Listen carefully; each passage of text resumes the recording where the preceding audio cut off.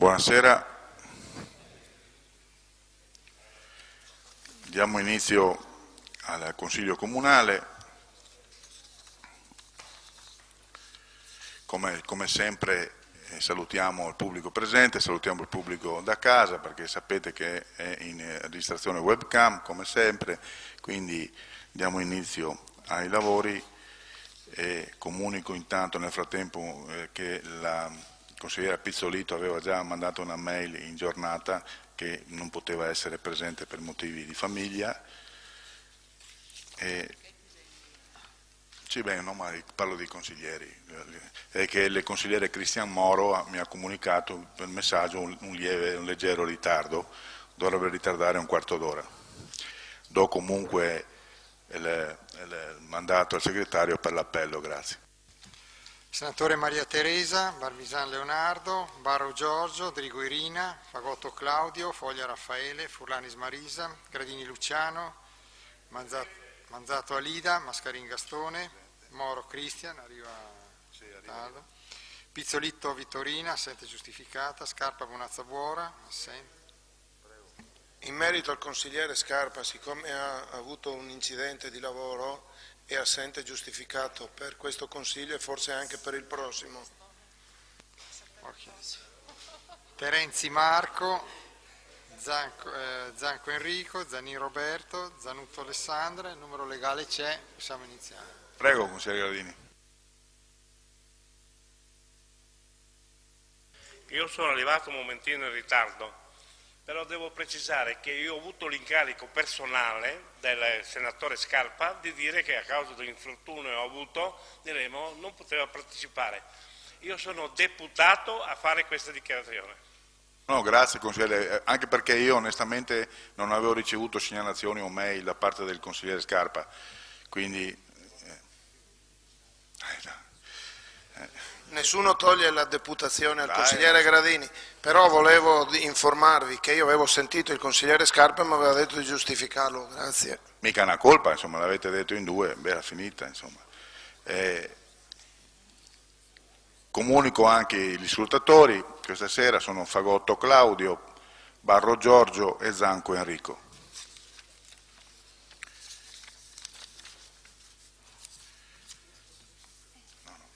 Diamo inizio ora al Consiglio, ai punti, comunicazioni. Prego, signor Sindaco, mi pare che ne ha lei.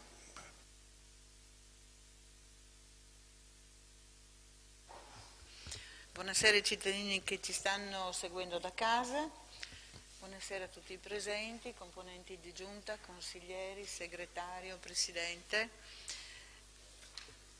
Beh, innanzitutto mi spiace inserirmi in questo perché già siamo partiti con una sorta di confronto, ma faccio i migliori auguri al consigliere Scarpa per una pronta guarigione perché mi sembra doveroso essere vicini ai rappresentanti dei cittadini di Portogruaro che si trovano in questo momento in difficoltà. Quindi i miei migliori auguri al consigliere Scarpa.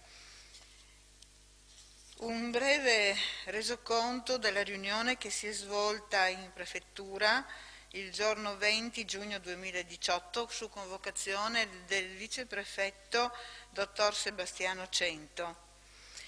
Erano presenti il dottor Sebastiano Cento, alcuni funzionari del gabinetto della prefettura, per la Sovrintendenza Archeologica, Belle Arti e Paesaggio per l'area metropolitana di Venezia, la provincia di Belluno, Padova e Treviso, il dottor Andrea Alberti e la dottoressa Francesca Venditelli, per il Comando Provinciale dei Vigili del Fuoco di Venezia il dottor Alessandro Scarpa, vice dirigente, per la Regione Veneto Cristiano Corazzari, assessore al territorio, cultura e sicurezza, unitamente ad una funzionaria, per il Comune di Portogruaro il sindaco Maria Teresa Senatore, per la parrocchia di Sant'Andrea Apostolo Don Giuseppe Grillo, il professor Claudio Modena, professore ordinario di tecnica delle costruzioni presso la Facoltà di Ingegneria all'Università di Padova, l'ingegner Carlo Bettiglio, collaboratore del professor Modena, l'ingegner De Biasi, ricercatore presso il Dipartimento di Ingegneria Civile, Ambientale e Meccanica dell'Università di Trento, il viceprefetto vicario, dottor Sebastiano Cento, ha chiesto quindi un aggiornamento circa la procedura volta all'erogazione dei finanziamenti ministeriali. L'architetto Andrea Alberti, preposto alla Soprintendenza Archeologica, Belle Arti e Paesaggio per l'area metropolitana di Venezia e le province di Belluno, Padova e Treviso, ha comunicato che i finanziamenti verranno gestiti dalla Soprintendenza e ha proposto di stipulare un protocollo tra Soprintendenza, Comune di Portogruaro e Parrocchia Sant'Andrea Apostolo, allo scopo di individuare congiuntamente un percorso per la realizzazione delle opere, ognuno per le proprie competenze. Il sovrintendente ha comunicato di ritenere che sia opportuno proseguire con le indagini in corso per poter affinare il progetto definitivo di consolidamento. Il professor Modena ha evidenziato che il fenomeno oggetto attuale di misurazione è un fenomeno estremamente complesso e simile a quello della Torre di Pavia. Ha aggiunto inoltre che è possibile fare ricorso al sistema di confinamento della muratura al fine di evitarne la dilatazione. Suggerisce inoltre che, visto che la prima tranche del finanziamento verrà erogata nel 2019, suggerisce quindi di procedere con le misurazioni e il confinamento. Il dottor Scarpa, vice dirigente presso il Comando dei Vigili del Fuoco di Venezia, ha chiesto chiarimenti circa il sistema di allarme previsto. Il sindaco di Portogruaro ha comunicato che già esiste un piano di emergenza e che già è stata effettuata il 10 ottobre 2017 un'esercitazione di protezione civile. È stato concordato che a breve verrà organizzato un incontro volto a dettagliare i contenuti di un protocollo d'intesa con la Soprintendenza. Per riassumere, nel corso dell'incontro si è data ampia illustrazione delle risultanze dell'attività di monitoraggio. Il sovrintendente ha comunicato che il finanziamento verrà assegnato alla Soprintendenza, che proporrà al Comune di Portogruaro un accordo teso a snellire le procedure, facendo sì che il Comune si assuma il ruolo di stazione appaltante per i lavori necessari per il campanile. Si è convenuto di continuare, potenziandola, anche con opere di cerchiamento strutturale, l'attività di monitoraggio. Questa azione permetterà di predisporre al meglio un progetto di miglioramento statico e sismico come da finanziamento ministeriale. Il Comune di Portogruaro, dal canto suo, ha altresì comunicato di aver approntato l'aggiornamento del piano di sicurezza relativo al campanile e, su domanda dei Vigili del Fuoco, ha illustrato quanto già attuato anche con l'esercitazione tenutasi nello scorso mese di ottobre, specificando il sistema di comunicazione e scambio dati che sarà attuato in caso di emergenza. Mi preme sottolineare la grande soddisfazione dell'amministrazione circa il percorso che è stato attuato da inizio mandato per addivenire a questi importanti risultati, che si stanno ora concretizzando con un'attività di accordo con la Sovrintendenza per l'avvio dei lavori in tempi assolutamente rapidi. Anzi, noi supponiamo che la Sovrintendenza potrà dare inizio alle attività di confinamento del campanile entro il 2018. Grazie, signor Sindaco. Ci sono altre comunicazioni? No, allora se non ci sono altre comunicazioni passiamo al secondo punto, nomina del Collegio dei Revisori dei Conti per il triennio 2018-2021, argomento esaminato dalla terza commissione il 18 giugno, chiedo per cortesia al Presidente relazionare, grazie.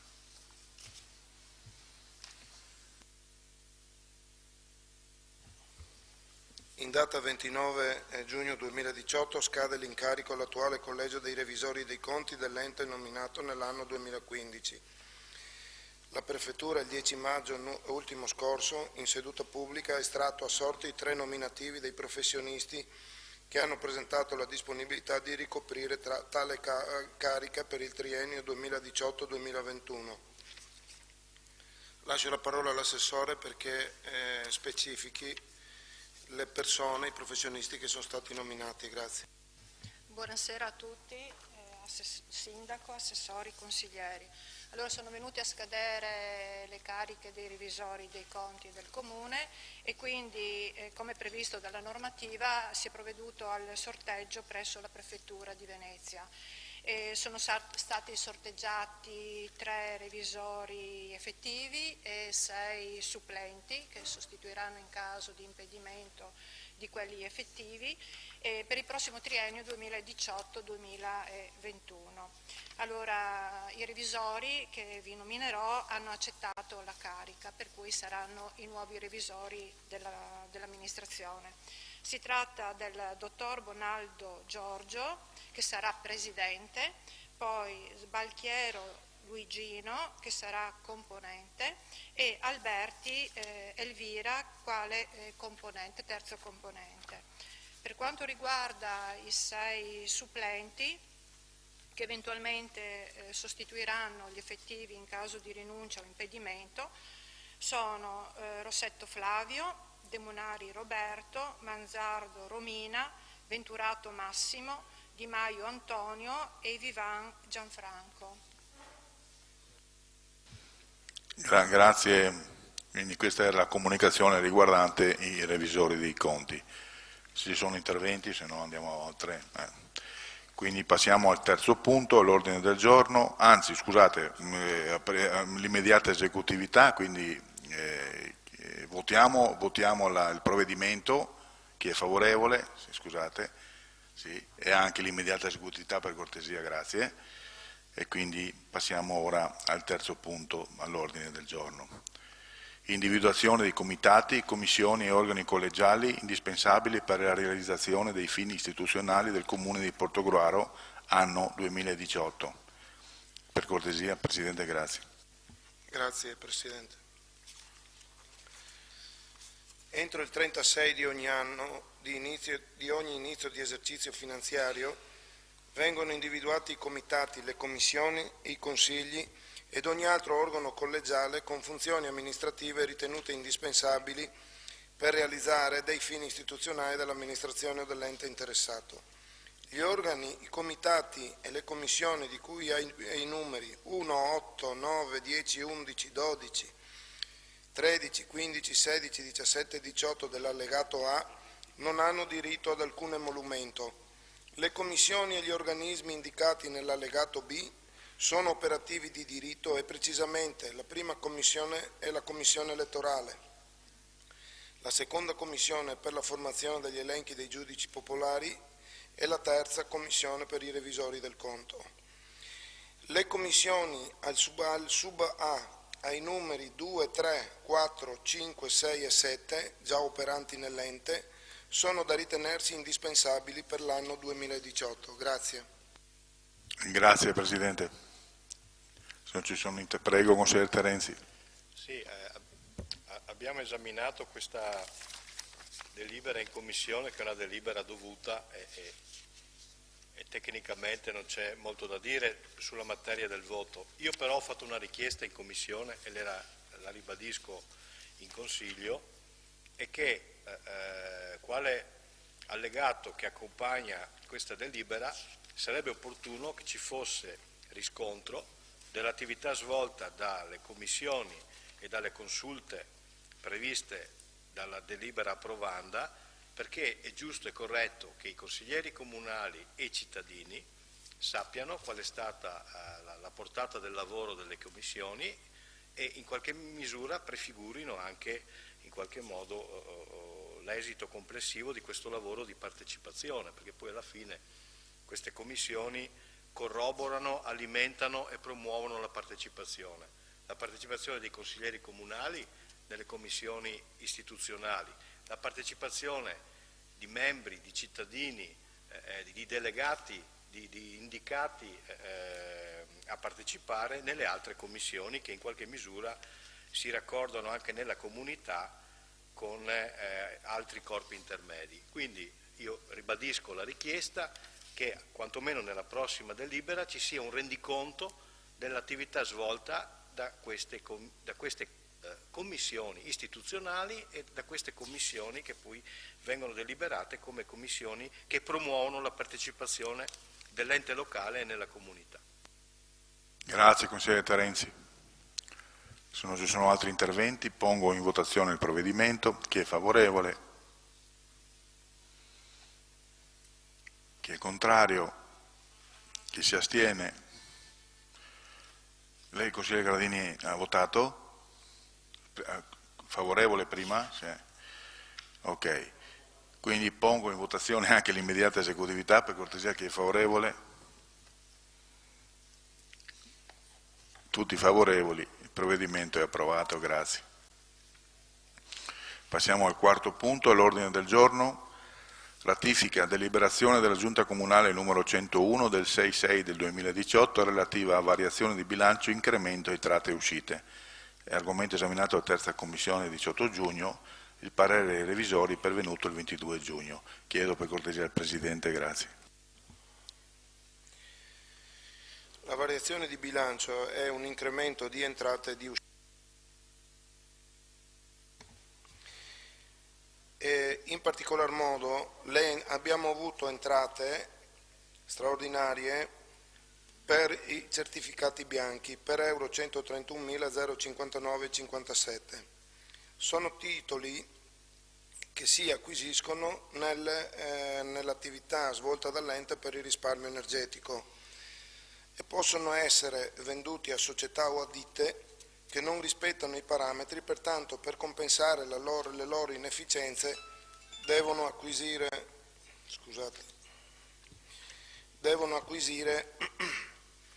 questi titoli per rientrare nei parametri.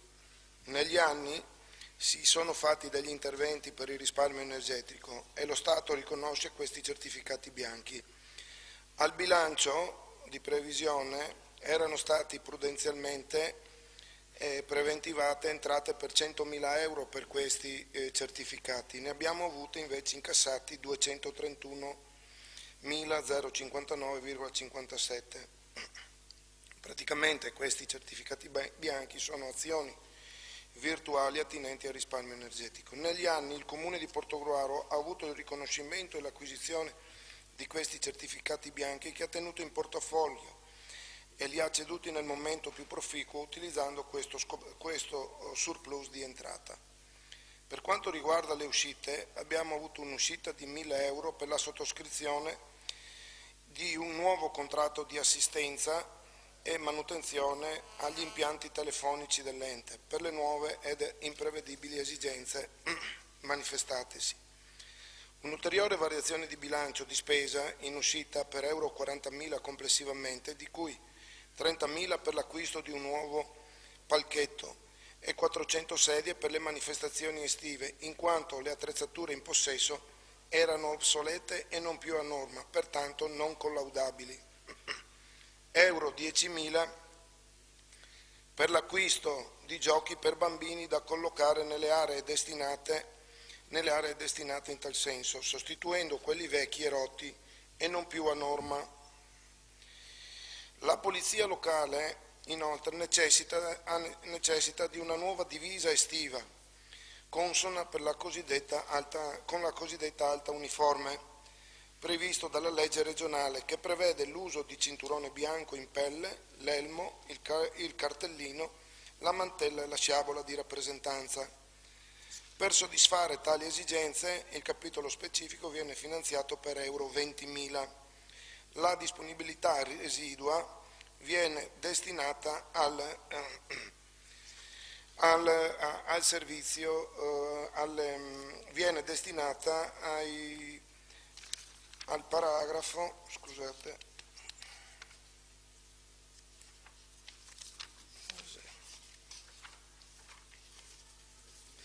per lavori di manutenzione che si intende fare per le strade e per i fabbricati comunali. Grazie. Grazie consigliere Zanco. Consigliere Fagotto, prego. Grazie Presidente, buonasera a tutti. Allora, in Commissione abbiamo ragionato su alcuni punti di questa variazione di bilancio e abbiamo trovato una buona parte di riscontri e anche delle buone risposte. Anche sui giochi ci è stato detto che una parte verranno utilizzati al parco, qui in centro, una parte a Giussago mi sembra e forse anche a Lugugnana. La cosa che era rimasta un po' in sospeso e volevamo chiarimenti, c'è stato sicuramente garantito che sarebbero stati dati in consiglio, sono i 10.000 euro che sono stati messi al servizio delle attività produttive per gli eventi da organizzare durante l'estate. Quindi vorremmo sapere quali sono questi eventuali eventi che si organizzeranno durante l'estate. Ecco, noi vorremmo un chiarimento per prendere anche una decisione più precisa per quanto riguarda questa variazione di bilancio. Grazie. Grazie consigliere. Consigliera Manzato, prego. Aveva chiesto e dopo consigliere Terenzi. Prego. E volevo solo una precisazione. In commissione era stato detto che per l'acquisto delle sedie e del palco erano stati previsti 30.000 euro. Se non ho capito male adesso il consigliere Zanco ha parlato di 40.000, ho capito male. Allora volevo capire se erano 30 o 40.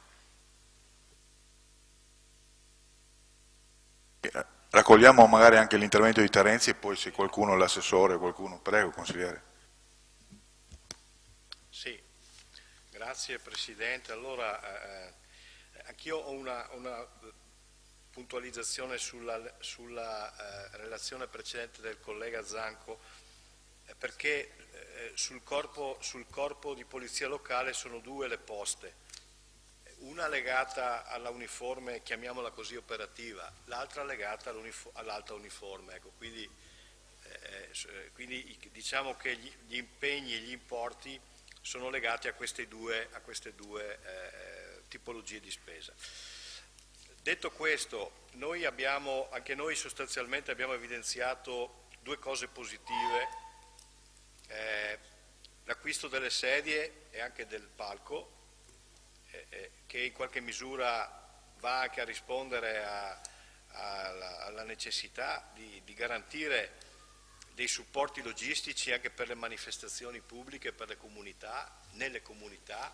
Pensiamo anche nelle frazioni, non lo so il palco se sarà un palco mobile, se sarà facilmente spostabile, comunque ci pare un intervento positivo, come positivo è l'intervento per la sostituzione dei giochi obsoleti o non a norma. Su questo avevamo fatto anche una interrogazione in tal senso e quindi approviamo questa linea.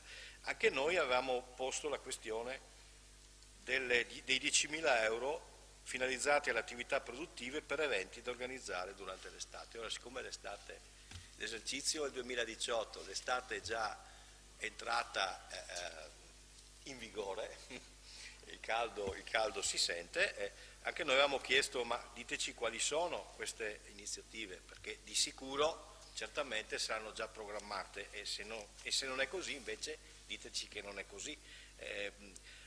Ed è un ragionamento che abbiamo fatto anche più in generale anche in altre commissioni. Sarebbe necessario che nelle commissioni informazioni di dettaglio venissero date già in sede, perché poi rincorrersi fra Consiglio, Commissione e Consiglio è sempre un po' problematico. Grazie Presidente. Grazie consigliere Terenzi. Assessore, ci sono altri consigliere Zanco, prego. Allora preciso, 30.000 euro servono per acquistare le 400 sedie e il palco, 10.000 euro per l'acquisto dei giochi per bambini, 20.000 euro complessivamente per la polizia municipale. I restanti soldi, come è stato comunicato, vengono destinati per interventi manutentivi di carattere straordinario da effettuare sugli immobili comunali e sulla messa in sicurezza delle strade. Grazie. Grazie consigliere. Assessore, vuole integrare? Prego. Grazie. I 10.000 euro che sono stati messi servono solo come fondo di riserva, perché siccome quest'estate si dovevano organizzare diversi eventi, nel capitolo era scoperto eventualmente quei 10.000 euro lì verranno utilizzati per organizzare la fiera di Sant'Andrea. Grazie. Ad oggi non ci sono eventi, il capitolo era scoperto, quindi li usiamo come fondo di riserva. Grazie. Grazie Assessore. Prego, signor Sindaco. Se vuole. Una piccolissima nota aggiuntiva, perché penso possa essere di base anche per ogni futuro aggiornamento. Ricordiamo sempre che c'è il problema della sicurezza, rispetto al quale tutti gli eventi si vedono sempre molto attenti, quindi giustamente, come ha detto l'assessore, onde evitare di avere problemi magari di mancanza di liquidità, è stata fatta questa scelta, perché per alcuni eventi estivi magari si può configurare la non necessità di avere tutti gli apprestamenti, ma potrebbe essere anche necessario avere a disposizione un ulteriore fondo. Grazie, signor Sindaco. Consigliere Adrigo, prego. Buonasera a tutti, grazie Presidente. Solo una domanda, perché forse mi sfugge qualcosa. Che funzione ha il fondo di riserva? Perché è stato istituito un fondo di riserva e che tipo di utilizzo può avere? Non è un fondo di riserva, cioè... Lei ha utilizzato il termine fondo di riserva? Ho capito. Allora non è un fondo di riserva, vanno ripinguato il capitolo che è delle attività produttive, come fondo che può servire per eventuali eventi che si possono fare quest'estate. Se non ci sono, mi scuso nuovamente che ho usato una frase impropria, ma come fondo di riserva, non come capitolo di fondo di riserva, ma ok, grazie. Grazie Assessore. Ci sono altri interventi? Se non ci sono altri interventi, poniamo in votazione il quarto punto. Chi è favorevole?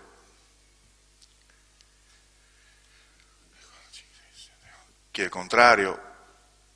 Nessun contrario. Chi si astiene? 6 astenuti. Il provvedimento è approvato. Grazie.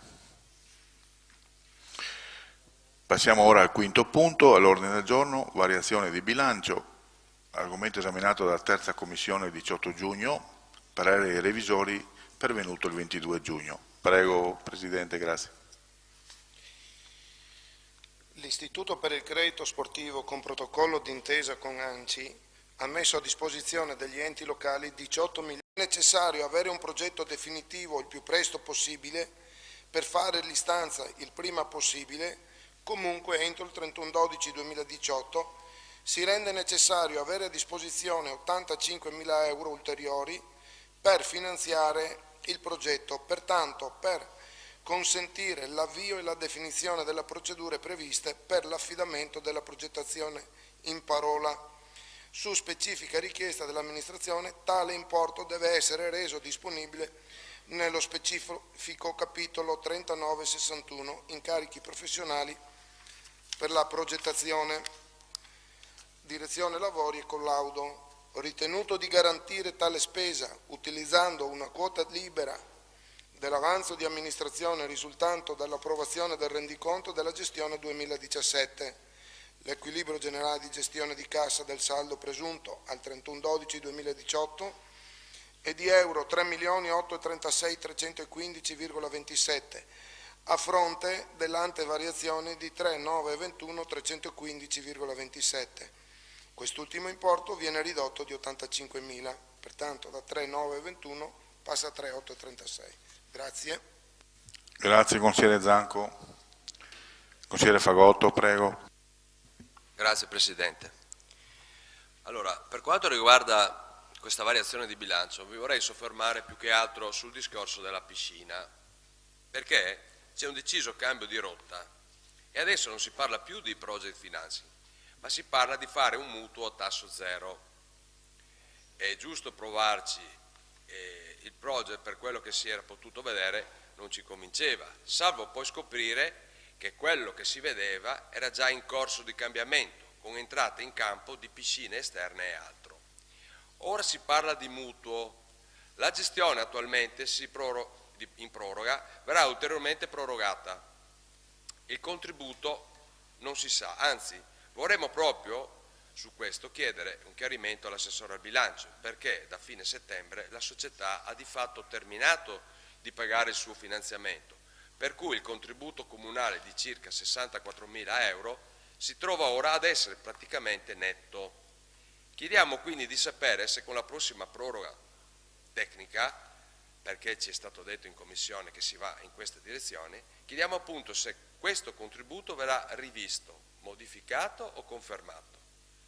Per il resto la scelta di puntare al mutuo a tasso zero può rappresentare un rischio per la gestione della piscina e ci ha enormemente stupito capire che non esiste, perché lo abbiamo chiesto, un piano B, cioè non si è previsto che fare nel malaugurato caso in cui il finanziamento a copertura degli interessi del mutuo non venisse concesso. Ci troveremmo a dover inventare chissà cosa per poter risolvere la questione piscina comunale. Abbiamo capito in Commissione, un po' leggendo tra le righe però, che l'importo dei lavori si dovrebbe aggirare sui 2 milioni di euro. Ecco, anche qui siamo oramai alle solite.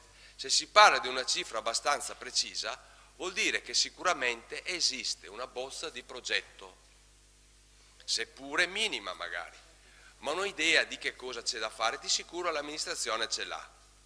E ogni volta sembra che queste informazioni utili per capire dove si vuole andare e come si vuole andare devono essere o scoperte quasi per caso oppure intuite, oppure ancora con accessi agli atti che diventano a volte una guerra di nervi. Vedasi il discorso del progetto del palazzetto e la richiesta finanziamenti al CONI che abbiamo reiterato 2 volte e che poteva essere benissimo data risposta soddisfacente alla prima, perché non è possibile che in base alle richieste di documenti il Comune non abbia avuto a disposizione o non abbia a disposizione documenti, almeno per accertarsi se dovessero respingere o quant'altro, se sono stati presentati tutti, non sono stati presentati tutti o qualcos'altro. Comunque abbiamo fatto ulteriori 2 richieste, abbiamo chiesto gentilmente anche al segretario che ci ha dato una risposta affermativa e lo voglio ringraziare e lo ringraziamo personalmente. Comunque in questa situazione che appunto abbiamo detto il nostro giudizio resta in buona parte negativa, non tanto per l'obiettivo in sé di migliorare la piscina, ma per il metodo e sempre ogni volta le modalità utilizzate. Dobbiamo andare alla ricerca, non si sa cosa, non si sa dove andremo a parare, se ci sono qualche via di uscita e qualche altra possibilità e quindi ogni volta stiamo lì a fare dei ragionamenti che possono essere giusti, possono essere sbagliati. Ma come può il cittadino giudicare in mezzo a questa confusione? Ecco, noi lo vogliamo far presente ancora una volta sperando che magari in questo ultimo tratto di legislatura le questioni cambiano un po'. Grazie. Grazie consigliere, attendiamo un po' tutti gli interventi e poi gli vari assessori rispondono. Consigliere Terenzi e dopo consigliere Manzato. Grazie Presidente. Bene ha detto il collega Fagotto, nel senso che la piscina, l'impianto natatorio è una struttura molto importante che ha una elevata rilevanza sociale, che serve un bacino che va ben oltre la città di Portogruaro e che perciò stesso richiede interventi mirati, interventi anche in qualche misura condivisi, perché 2 sono le questioni che ormai si stanno ponendo con una notevole urgenza. 1, la questione impiantistica. Si parla di un investimento complessivo per 2,6 milioni di euro. Io fra l'altro per preparare e argomentare questo punto all'ordine del giorno sono andato a vedermi i vari provvedimenti dei dirigenti, anche i provvedimenti della Giunta che hanno interessato la piscina comunale. Vi devo dire che è un numero notevole, con un notevole impegno di risorse. Quindi il tema della ristrutturazione e riqualificazione impiantistica della piscina è non all'ordine del giorno, è urgente.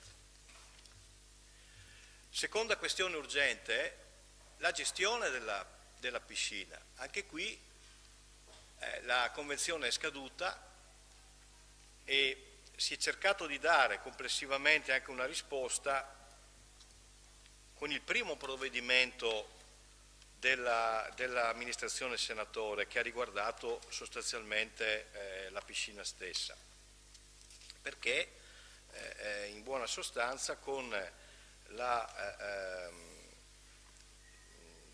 delibera, adesso non ricordo bene il numero, ma la delibera del 2017 si è attivato un percorso con una scelta precisa e inequivoca, che è quella che ha accennato precedentemente, di cui ha accennato precedentemente il collega Fagotto,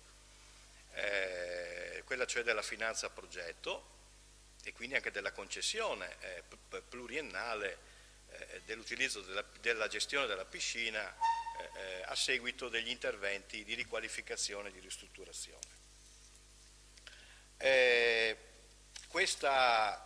Questa opzione, che era un'opzione anche ragionevole, che in qualche misura cercava di dare una risposta alla doppia questione, la riqualificazione impiantistica da una parte e il tema della gestione dall'altra, è andata ben avanti.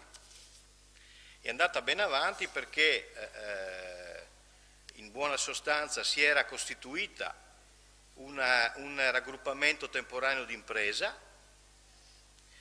Questo raggruppamento temporaneo d'impresa in qualche modo, anzi in modo molto concreto e anche molto esplicito, ha assecondato complessivamente l'indirizzo e l'intendimento e l'intenzione dell'amministrazione senatore e ha attivato un percorso che ha portato alla identificazione di un progetto di fattibilità tecnico-economica, con l'identificazione anche di un piano finanziario a riguardo.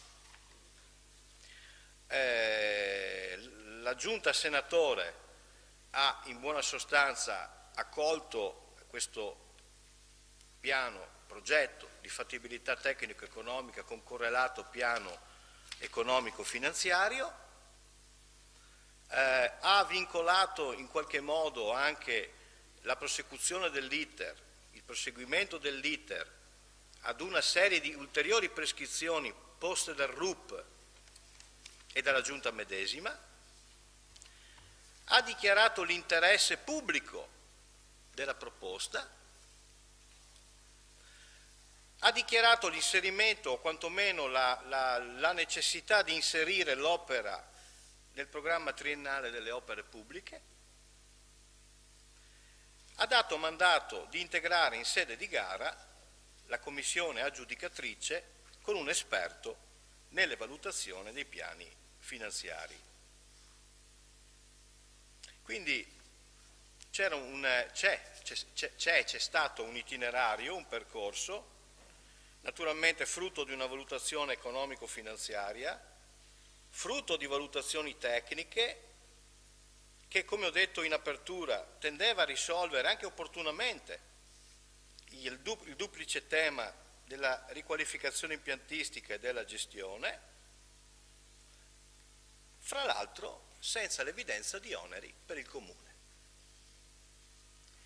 Ora, l'altro giorno in commissione il sottoscritto, ma anche il collega, credo qui accanto, lo ha anche detto esplicitamente, e siamo stati un po' sorpresi di questa nuova delibera, perché questa nuova delibera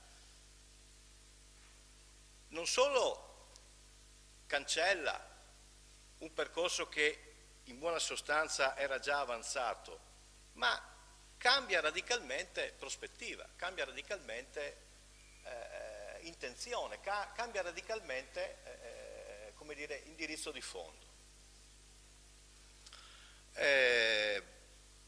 Quindi in buona sostanza si passa alla identificazione invece di una soluzione onerosa per il Comune.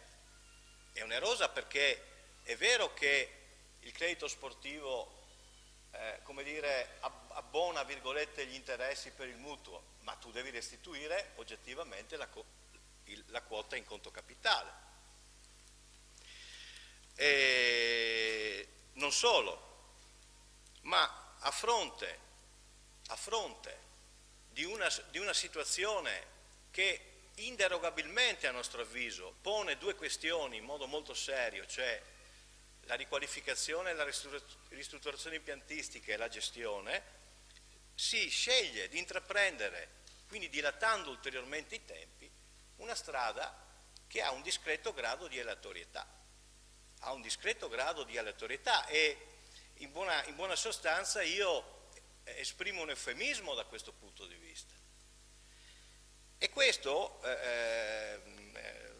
lo tratto soprattutto dalla lettura del bando del credito sportivo. Perché non è vero che i 18 milioni di euro sono tutti in qualche misura orientati ad opere realizzate dagli enti locali tout court, no? Perché i primi 6 milioni di euro sono destinati agli enti locali fino a 5.000 abitanti e gli ultimi 6 milioni di euro sono destinati ai capoluoghi di provincia. Quindi per gli enti locali della portata del comune di Portogruaro restano 6 milioni di euro. Mi direte, sono 6 milioni di interessi scontati rispetto ad una quota più complessiva in conto capitale. A maggior ragione. Riteniamo quindi questa prospettiva che voi ci rappresentate ora, questo cambio di rotta radicale che voi ci rappresentate ora, un itinerario che dilata i tempi e che è anche discretamente aleatorio, torno a usare un eufemismo, e non risolve fra l'altro il tema della gestione. Qui si sta andando di proroga in proroga, però non so nemmeno se da un punto di vista normativo questo sia possibile, perché le proroghe devono essere limitate nel tempo e devono essere effettuate per ragioni particolarmente rilevanti. Probabilmente c'è questa rilevanza perché tutti nel nostro territorio, nella nostra comunità desiderano che la piscina resti aperta e sia al servizio, ma ovviamente qui c'è un tema molto più articolato e molto più complesso. Ultimo elemento, lo so che sapete Assessore, però eventualmente avrà tempo di risponderci. L'ultimo elemento è che c'è un altro vincolo ancora che è sempre legato al finanziamento di questi interessi, che sono 6 milioni non 18, e che l'insieme degli enti beneficiari delle agevolazioni appartenenti alla stessa regione, ecco, non potrà andare oltre l'1/3 delle risorse stanziate. E io immagino, fra l'altro, che nella Regione Veneto ci saranno diversi enti locali che in qualche misura porranno in modo articolato e in modo progettuale all'attenzione del credito sportivo le loro opere e i loro investimenti. Vi torno a dire, noi siamo preoccupati per questa manovra. Siamo preoccupati perché i tempi erano ormai già scaduti rispetto all'urgenza del problema impiantistico e della gestione. Voi invece con questo percorso dilatate ulteriormente i tempi, naturalmente cancellate questo, se volete fra parentesi, ma non nemmeno tanto fra parentesi, perché praticamente cancellate un percorso che aveva coinvolto anche dei soggetti terzi, tornando al punto di partenza, e qui abbiamo fatto una domanda in commissione e la torniamo a fare adesso, qualcuno forse ci risponderà, anzi certamente ci risponderà, che ne è del progetto precedente, che ne è delle risorse impegnate, qualcuno dovrà sovvenire il soggetto terzo che rispondendo ad un bando o comunque ad una delibera di giunta si era attivato con il raggruppamento temporaneo di impresa e aveva dato luogo alla progettualità. Cosa succederà di tutto questo? Lo chiedo all'assessore competente. E poi infine dico che esponete un percorso che iniziate ex novo ad una consistente aleatorietà, perché non è proprio né scontato né semplice accedere ai contributi del credito sportivo. Mi auguro che invece voi lo abbiate il piano B, perché dopo aver praticamente messo da parte un primo percorso con il coinvolgimento di soggetti terzi, dopo all'atto di intraprendere questo percorso con il credito sportivo, a mio avviso l'esigenza di intervenire in modo come dire, appropriato, definitivo e anche urgente su questa questione, credo che vi imponga, proprio il termine esatto è questo, vi imponga di avere un piano B, anzi scusatemi, un piano C, perché ormai come dire, i percorsi che avete o che dovrete attivare cominciano a essere numerosi. Ecco, quindi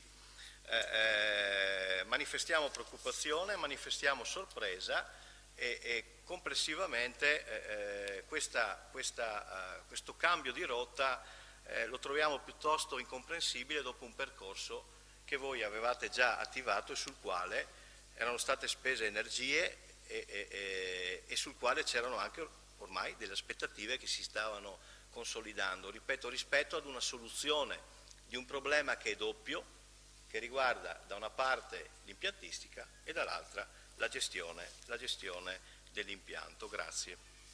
Grazie consigliere Terenzi, ascoltiamo la consigliera Manzato. Sì, volevo solo dire, vi chiedo una cortesia, siccome da casa ci hanno chiamato, quando facciamo gli interventi, anche il consigliere Terenzi, no, cerchiamo di stare vicini al microfono, perché sennò dicono che magari quando lei si gira, queste cose qua non si sente bene. Prego, consigliere. Solo una precisazione, una domanda. Durante la lettura del consigliere Zanco ha parlato di 85.000 euro per il nuovo progetto. Volevo chiedere una conferma a questo importo. Perché, no, scusi, siccome lei in commissione ha detto che degli 85.000 euro, 10.000 euro sono per il rimborso alla società che aveva fatto il precedente progetto e 75.000 per il nuovo progetto. Adesso lei nella sua lettura ha dato un'informazione diversa, volevo capire, ma magari ho compreso male io. Comunque l'assessore adesso si è presa nota e dà tutte le risposte. Se non ci sono altri interventi do la parola all'assessore Bravo, prego. Allora, lei consigliere ha parlato di cambio rotta. Faccio presente che il protocollo d'intesa tra l'Istituto di Credito Sportivo e l'ANCI è stato stipulato il 24 maggio, quindi logicamente tutto quello che c'era prima è andato, anche perché non era prevedibile che potesse uscire questa opportunità. Volevo sottolineare che sì, si tratta di un progetto, speriamo che il Comune, l'amministrazione possa accedere a questo mutuo, a questo investimento a tasso zero. Ribadisco comunque che nel bilancio del Comune in questo momento pesano circa 100.000 euro annui che noi stanziamo per la manutenzione del fabbricato stesso, nonché il contributo che diamo di 60.000 e circa 70.000, adesso non ricordo esattamente la cifra, come rimborso di quanto i gestori avevano sostenuto in conto spese di ristrutturazione. Per cui già sul bilancio del Comune pesano circa 160.000 euro che noi speriamo si possano investire in questo mutuo che ci dia la possibilità di avere una struttura nuova, idonea a essere una buona piscina per la comunità. Grazie Assessore. Volevo sottolineare che gli 85, si è parlato di 85 perché oltre a prevedere il rimborso di quanto sostenuto logicamente da chi ha fatto il progetto, che adesso non so quanto sia o quanto, è previsto oltre che il progetto anche la fase esecutiva, per cui non è che il progetto costa 85, è previsto l'iter dall'inizio fino alla fine, la progettazione vera e propria. Sì, sono sindaco e assessore, prego. Sì, un'altra ulteriore precisazione a vantaggio anche dei cittadini che ci stanno ascoltando. In ogni caso il project sarebbe stato messo in gara, quindi non era assolutamente scontato che chi aveva presentato la proposta sarebbe stato il vincitore finale. Quindi le domande che ha fatto il consigliere tutto sommato sono relativamente superflue, perché sapere che fine faccia questa associazione costituita non tocca a noi, non spetta a noi, sta nell'ordine delle scelte imprenditoriali di chi fa impresa. Ma una cosa mi spiace dire, consigliere, mi spiace che lei abbia così poca fiducia nelle possibilità di Portogruaro. Lei diceva non è scontato, anzi le sembra un po' particolare che si arrivi, ma allora non era scontato ottenere il finanziamento per il campanile, non era scontato ottenere il finanziamento per la Persosfati, quindi io direi che una buona amministrazione mette delle basi molto solide con degli atti importanti, però guarda anche alle opportunità. Se in questo caso abbiamo guardato alle opportunità del credito sportivo, penso venga dato merito ovviamente agli assessori che se ne sono occupati e venga dato merito agli uffici tecnici che hanno esperito tutte le possibili variabili rispetto all'argomento. Ci sta evidentemente molto a cuore la sistemazione della piscina, perché se stiamo guardando verso un discorso di credito sportivo non stiamo ragionando solo in termini di sistemazione a lungo termine della struttura, perché con un progetto ovviamente le cose avrebbero avuto dei tempi di attuazione, poi non è detto, bisogna vedere col credito sportivo come sarà. Avrebbero avuto comunque dei tempi di attuazione decisamente più lunghi. Con un ragionamento di esecuzione di opere si potrà dare definitiva sistemazione alla copertura, che sappiamo bene come è stata realizzata e che comunque comincia ad avere delle caratteristiche legate alla vetustà e risulta in qualche modo non adeguata ai tempi. E sicuramente potremo dare soluzione a tutta la parte impiantistica che, visto i tempi di realizzazione, visto anche la carenza in qualche modo di integrazione e di manutenzione rispetto alle attuali normative, ha bisogno e necessità di avere degli interventi importantissimi di messa in pristino. Quindi io riterrei che la scelta dell'amministrazione di mettere dei paletti precisi con atti deliberatori importanti, legati anche a dei project per carità, ma guardare anche alle opportunità che offre la normativa attuale mi sembra assolutamente corretta e adeguata per dare sistemazione definitiva a una struttura che, come ha detto ben lei, consigliere, è a servizio non solo di Portogruaro ma di tutta l'area del portogroarese. Grazie, signor Sindaco. Consigliere Terenzi, prego. No, solo giusto perché appunto ci ascoltano da casa, una precisazione e anche ci ascoltiamo qua a vicenda. Signora Sindaco, io ho parlato esplicitamente di bando di gara, certamente, l'ho detto esplicitamente, so bene perché ho letto la delibera che alla fine di questo percorso ci sarebbe stato l'attivazione di un bando di gara. Non è questo il problema, non era questo il tema. Ho solo detto io che attraverso questa prima soluzione che voi avete identificato si dava contemporanea risposta al problema da una parte della riqualificazione impiantistica e dall'altra della gestione dell'impianto. Credo che su questo nessuno possa dire diversamente, ecco, altrimenti ecco, grazie. Grazie consigliere Terenzi, salutiamo nel frattempo il consigliere Cristian Moro che era arrivato, ben arrivato. Se ci sono altri interventi, consigliere Fagotto, prego. Grazie Presidente, no, perché la nostra domanda che era semplice si riferiva a questa cosa, che a fine settembre la società ha di fatto terminato di pagare il suo finanziamento, per cui il contributo comunale di circa 64.000 euro si trova ad essere praticamente netto. Quindi chiediamo di sapere se con la prossima proroga tecnica chiediamo appunto se questo contributo verrà rivisto, modificato o confermato. Quello che il Comune dà, il contributo che dà alla piscina, visto cosa succederà? Grazie. Grazie consigliere, prego signor Sindaco. Sì, è una domanda assolutamente opportuna, consigliere Fagotto. Credo che gli uffici su questo argomento si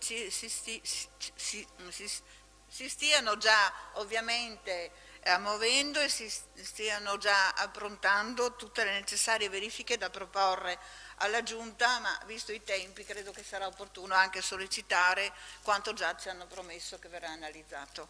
Beh, ovviamente è un argomento da valutare. Grazie, signor Sindaco.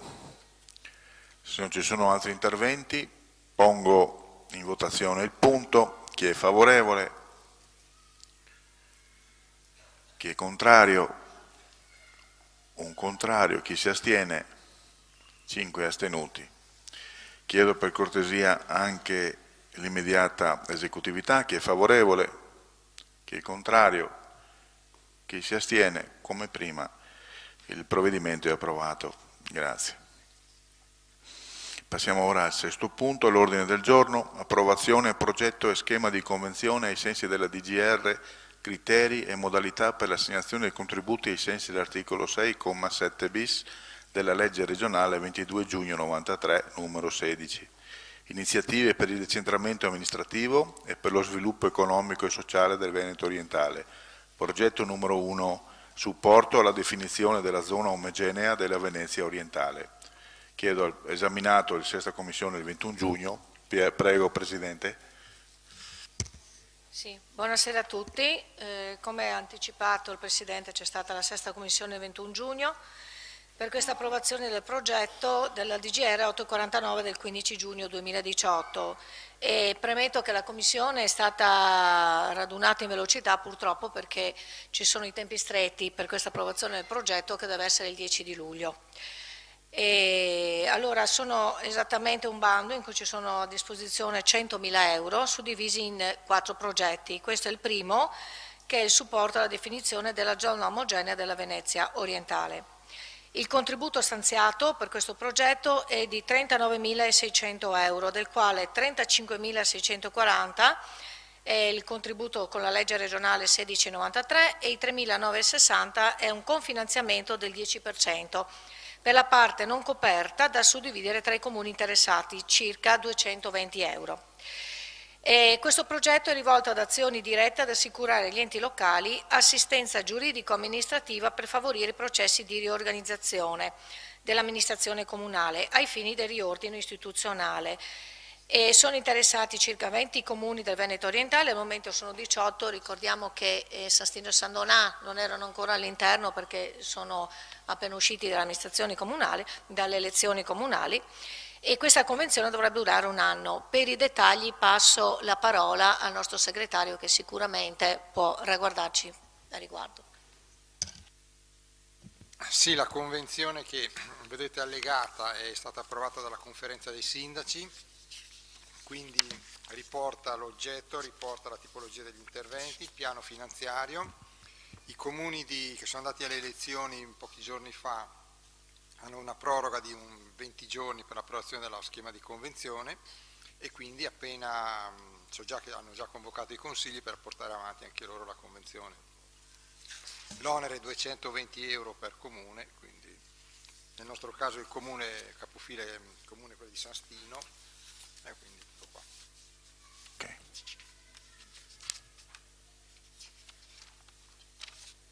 Grazie segretario. Se non ci sono interventi, prego consigliere Terenzi.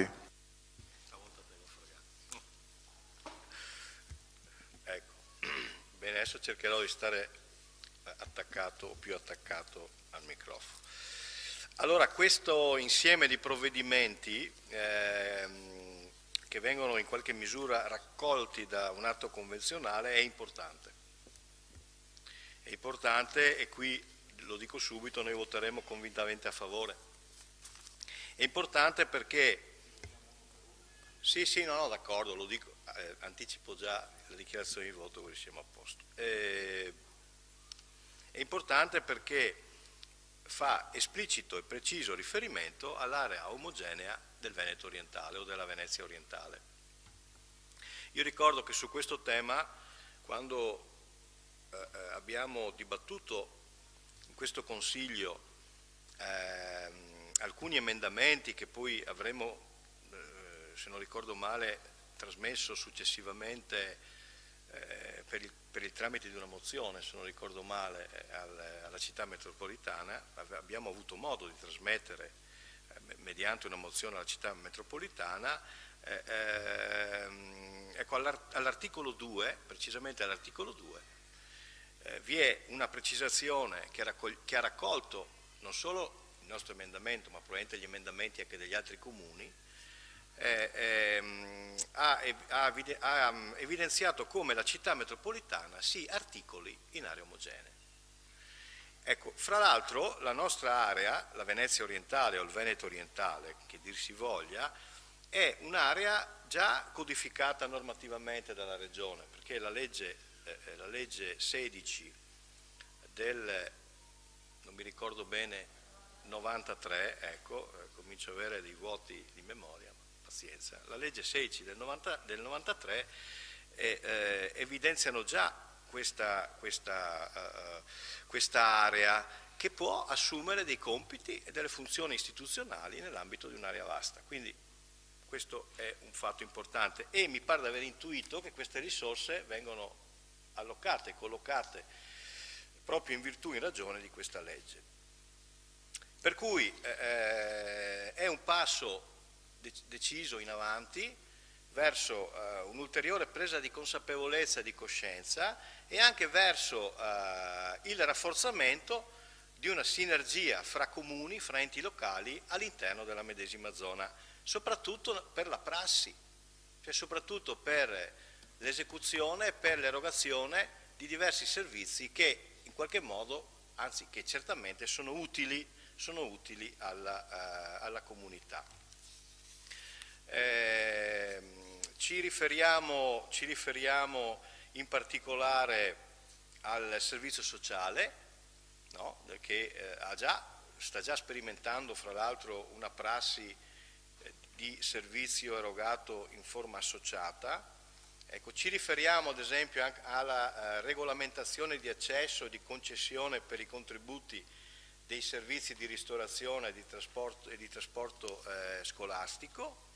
Ci riferiamo in particolare al progetto, questo è molto importante, mi riferisco al collega, sia all'assessore, sulla definizione di tutti quegli atti propedeutici che poi arrivino alla definizione di un sistema informativo, quindi con adeguato applicativo che in qualche modo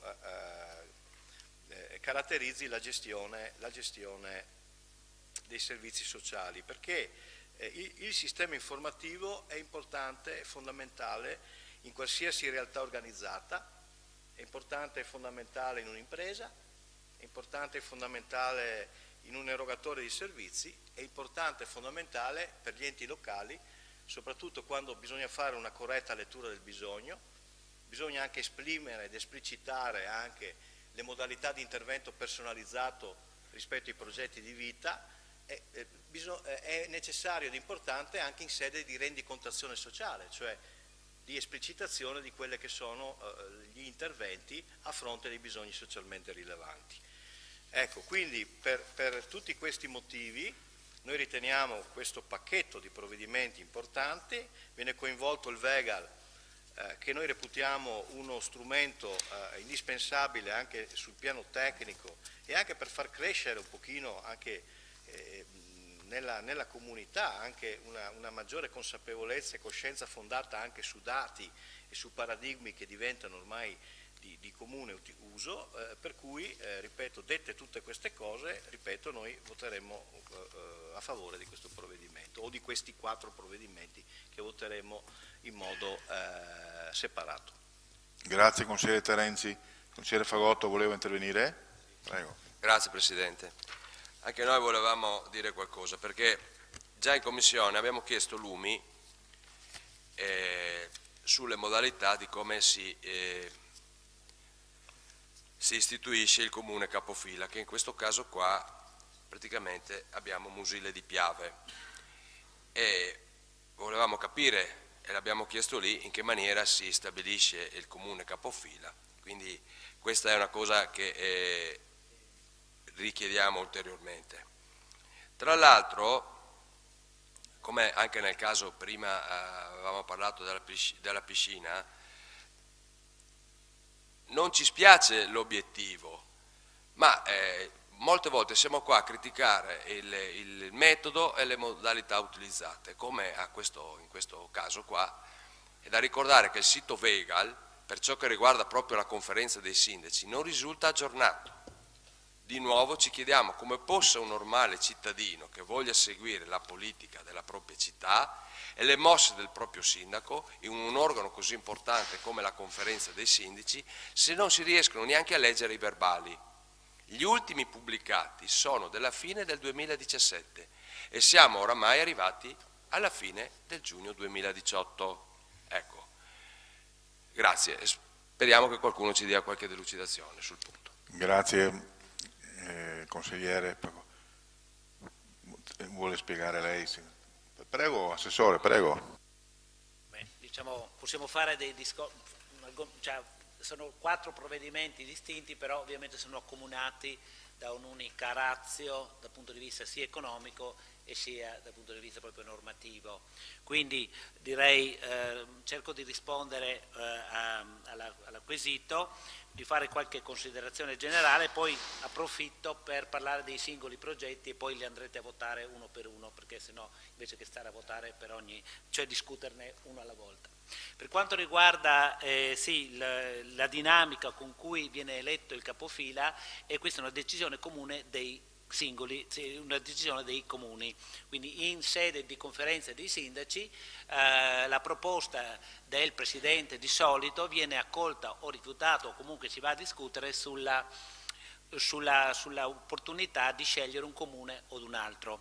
Per quanto riguarda questo, allora, stiamo parlando di legge 16, quindi di un ambito, di una conferenza che riguarda generalmente non argomenti di tipo sociale. Tuttavia alcuni aspetti, siccome si parla di iniziative proposte dai comuni e loro forme che interessano l'area del Veneto orientale al fine diciamo, di svolgere iniziative per il decentamento amministrativo e sviluppo economico e sociale, in questo caso è stato pensato almeno per 3 progetti ai servizi sociali. Per il primo progetto invece, che ci interessa diciamo, di sfuggita come servizi sociali, si è pensato a un comune diverso, perché in quel momento non c'era un comune che si è praticamente fatto avanti. Diciamo che fare i capofila, ecco qui volevo fare una considerazione sul fatto del capofila, fare i capofila è un onere per i comuni, per il comune che diciamo, non ha vantaggi diretti, anzi diciamo che immette in questa operazione di notevole dispendio di energie e di ore da parte del personale che ha già il suo bel da fare. Il Comune di Portogruaro, per quanto riguarda i 3 progetti, è stato proposto proprio perché finora ha svolto bene i suoi compiti. Ricordo che l'anno scorso abbiamo approvato un analogo progetto, proprio riguardava i regolamenti comunali per l'applicazione dell'ISEE, ed è stato evidentemente ben accolto, per cui i comuni hanno riproposto a Portogruaro per quanto riguardava le attività del sociale. Ecco, quindi queste sono un po' le dinamiche. Concordo sul fatto che il Vegal o comunque una istituzione così importante non abbia il sito aggiornato, e di questo eventualmente faremo nota al Vegal stesso, questo concordo. E per quanto riguarda diciamo nel merito dei 3 progetti che riguardano più i servizi sociali, non entro nel dettaglio delle cifre perché le avete, sono piccole cifre diciamo, di contribuzione dei comuni. Allora ne abbiamo 3. Il primo, che sicuramente, anche concordo con il consigliere Terenzi, è il più importante dal punto di vista del peso, proprio del merito, è quello diciamo, di avviare un percorso per dotarsi di un sistema informativo condiviso che possa costituire una piattaforma comune per avviare la gestione associata dei servizi sociali. Sappiamo quanto è importante non solo il sistema informativo, ma che questo sia comune. E questo molto spesso, allora quando i sistemi informativi sono diversi, quindi molto spesso ci si trova ad avere un'ottima attività informativa, ma queste non dialogano e questa è una lacuna che io trovo da parte del legislatore, perché qui ci dovrebbe essere stato qualcuno che in precedenza avesse in qualche maniera obbligato. Certo, qui siamo nel libero mercato, quindi anche questo è un aspetto da valutare. Non ci sono tante aziende capaci di fare questo, però comunque questo poi sarà oggetto di un successivo, chiaramente, l'affidamento. Qua stiamo parlando solo di un affidamento a terzi per quanto riguarda la valutazione globale, un'analisi, esatto.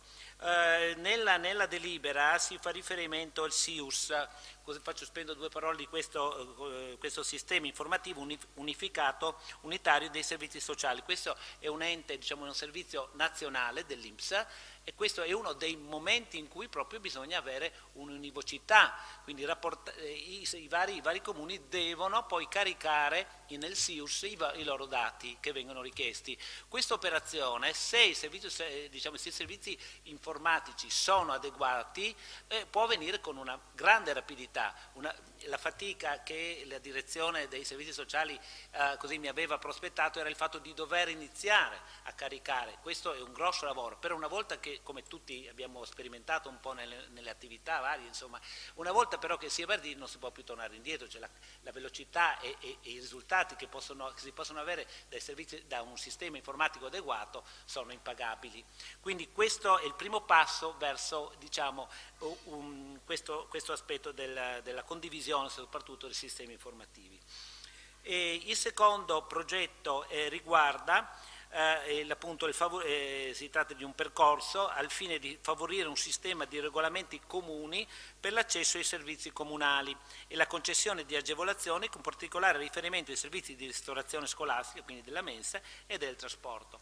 Questo lavoro noi nel territorio del Portoguarese attraverso l'Alleanza per la Famiglia, quindi un lavoro che in parte è già stato fatto e ha funzionato bene. Abbiamo praticamente preso in esame quali sono, diciamo, le varie tipologie di agevolazioni, di tariffe, eccetera, per i comuni, e c'è già una relazione pronta che andrà anche in condivisione fra poco. Questo non è stato fatto quindi ancora per il San Donatese, quindi diciamo, avremo un percorso relativamente facilitato perché abbiamo una traccia sulla quale lavorare. Il terzo riguarda la convenzione, che si diceva anche il consigliere Terenzi stesso, la convenzione che abbiamo già in essere con i comuni di Teglio e di Cinto. Questa convenzione va a scadere al prossimo ottobre e quindi dovremo rinnovarla, però prima di rinnovarla giustamente vorremmo sapere quali sono state le criticità, quali sono stati i vantaggi e quindi eventualmente riformularla per i prossimi 5 anni in termini più efficaci. Ecco, quindi queste sono le tre diciamo, convenzioni che andremo a firmare. Grazie Assessore.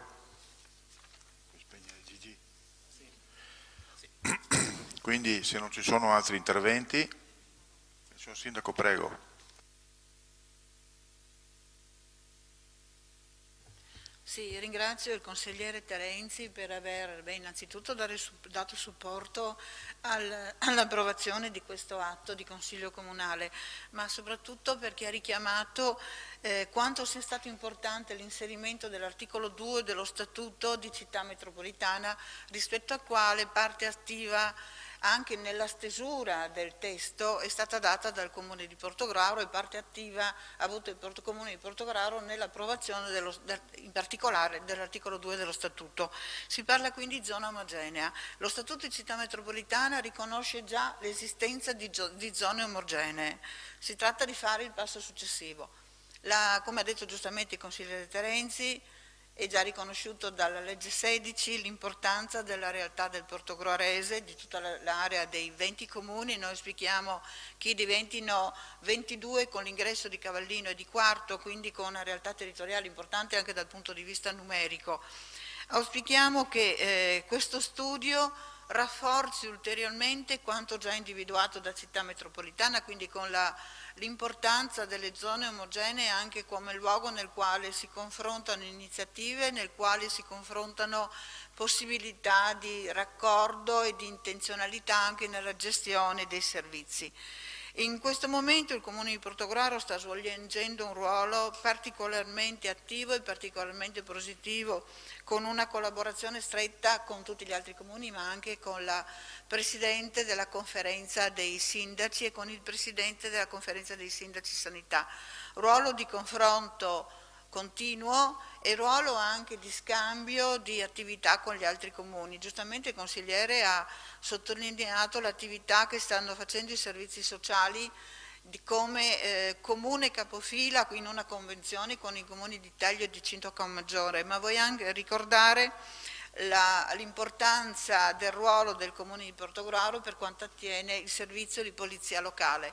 Il Comune di Portogruaro è in convenzione con il Comune di Concordia Sagittaria, Taglio Veneto, Cinto Cammaggiore e Gruaro, quindi con un'importante area da ricoprire, senza considerare, senza trascurare che altri comuni guardano con attenzione alle modalità di gestione del servizio da parte del Comune di Portogruaro. Vorrei anche aggiungere un'altra nota secondo me importante. Non si deve dimenticare l'attività che è stata svolta dal Comune di Portogruaro rispetto alla gestione dell'asilo nido di Concordia, e rispetto al quale il Comune di Portogruaro si è impegnato ulteriormente dal punto di vista economico e rispetto al quale si stanno affrontando dei ragionamenti con il Comune di Concordia per un ulteriore investimento di risorse intellettuali in questo momento, ma vedremo anche economiche, in modo che quella struttura non perda efficacia e non vada in alcun modo a perdere ruolo nel territorio. Grazie, signor Sindaco. Consigliera Manzato, prego. Grazie. Noi ci associamo alle osservazioni che ha sollevato il consigliere Fagotto. Ci permettiamo di aggiungere solo una cosa. La frettolosità, diciamo, con cui sono stati trattati questi 4 punti, nel senso, frettolosità, l'ha detto anche la consigliera Zanutto, i tempi erano molto stretti, forse meritavano magari delle tempistiche diverse e quindi affrontare gli argomenti. Capisco consigliera, però le cose fatte di fretta di solito a me hanno insegnato, insomma, che la fretta è la nemica del far bene, quindi forse meritavano anche un po' più di, se ci fosse stata, insomma, meritavano un po' più di studio. Poteva essere che questi fondi potessero essere destinati ad altre cose che magari, o ad altri progetti che potevano avere una valenza anche più importante per il nostro territorio. Quindi noi ci riserviamo, insomma, il nostro voto non sarà a favore, non tanto per il contributo, quindi per l'assegnazione dei contributi, che assolutamente sono importanti, però la modalità con cui forse sono stati trattati gli argomenti. Grazie, consigliera Manzato. Mi preme sottolineare riguardo a questo, purtroppo, che abbiamo dovuto subire la tempistica proveniente dalla Regione. Pensate che la delibera è stata promulgata stamattina alle 10:30, la delibera. Prego. Ognuno è libero di votare come vuole, però imputare, no, il discorso è che c'è la conferenza di sindaci e non il Comune di Portogruaro che ha valutato, quindi imputare la criticità al Comune di Portogruaro della tempistica mi sembra non corretto. No, abbiamo capito che non era, abbiamo capito, e ho voluto solo purtroppo ha ragione, nel senso che abbiamo dovuto subire tempistiche altrui. Non è mala voglia del Comune di Portogruaro. No, ma non abbiamo capito che non lo voleva assolutamente. Io capisco, ma il voto è conseguente. Sì, certo. Voleva aggiungere il sindaco per cortesia un'altra cosa. Sì, un ringraziamento particolare al nostro dirigente dei servizi sociali, perché è merito suo il contenuto e il dettaglio dei progetti. È stata chiesta a lei in assoluta urgenza, perché alcuni progetti predisposti non avevano in qualche modo avuto l'avallo, quindi io ringrazio veramente il personale del Comune di Portogruaro innanzitutto per la capacità e per la competenza, ma soprattutto anche per la disponibilità, perché sono riusciti a predisporre il contenuto di questi progetti come linee di indirizzo in 2 ore. Questi sono i tempi, perché ero lì con lei, quindi so quali sono. In 2 ore, e il contenuto del progetto nel dettaglio nel giro di qualche giorno. Quindi un grazie al personale. Questo per ribadire quanto importante stia diventando il Comune di Portogruaro come riferimento per gli altri comuni. Quindi un grazie al personale, ovviamente. Grazie, signor Sindaco. Quindi noi adesso votiamo il sesto punto, quindi il progetto numero 1, supporto alla definizione della zona omogenea della Venezia orientale. Chi è favorevole? Sta contando lei, sì. Chi è contrario? Chi si astiene? 3 astenuti. Chiedo per cortesia anche l'immediata esecutività. Chi è favorevole? Come prima. Chi è contrario? Chi si astiene? Il provvedimento è approvato, grazie. Passiamo ora al settimo punto, sempre all'interno della legge 16, il progetto numero 2, sistema informativo per i servizi sociali comunali della Venezia orientale. Ci sono interventi oppure l'abbiamo? Esatto, andiamo con votazione. Chi è favorevole?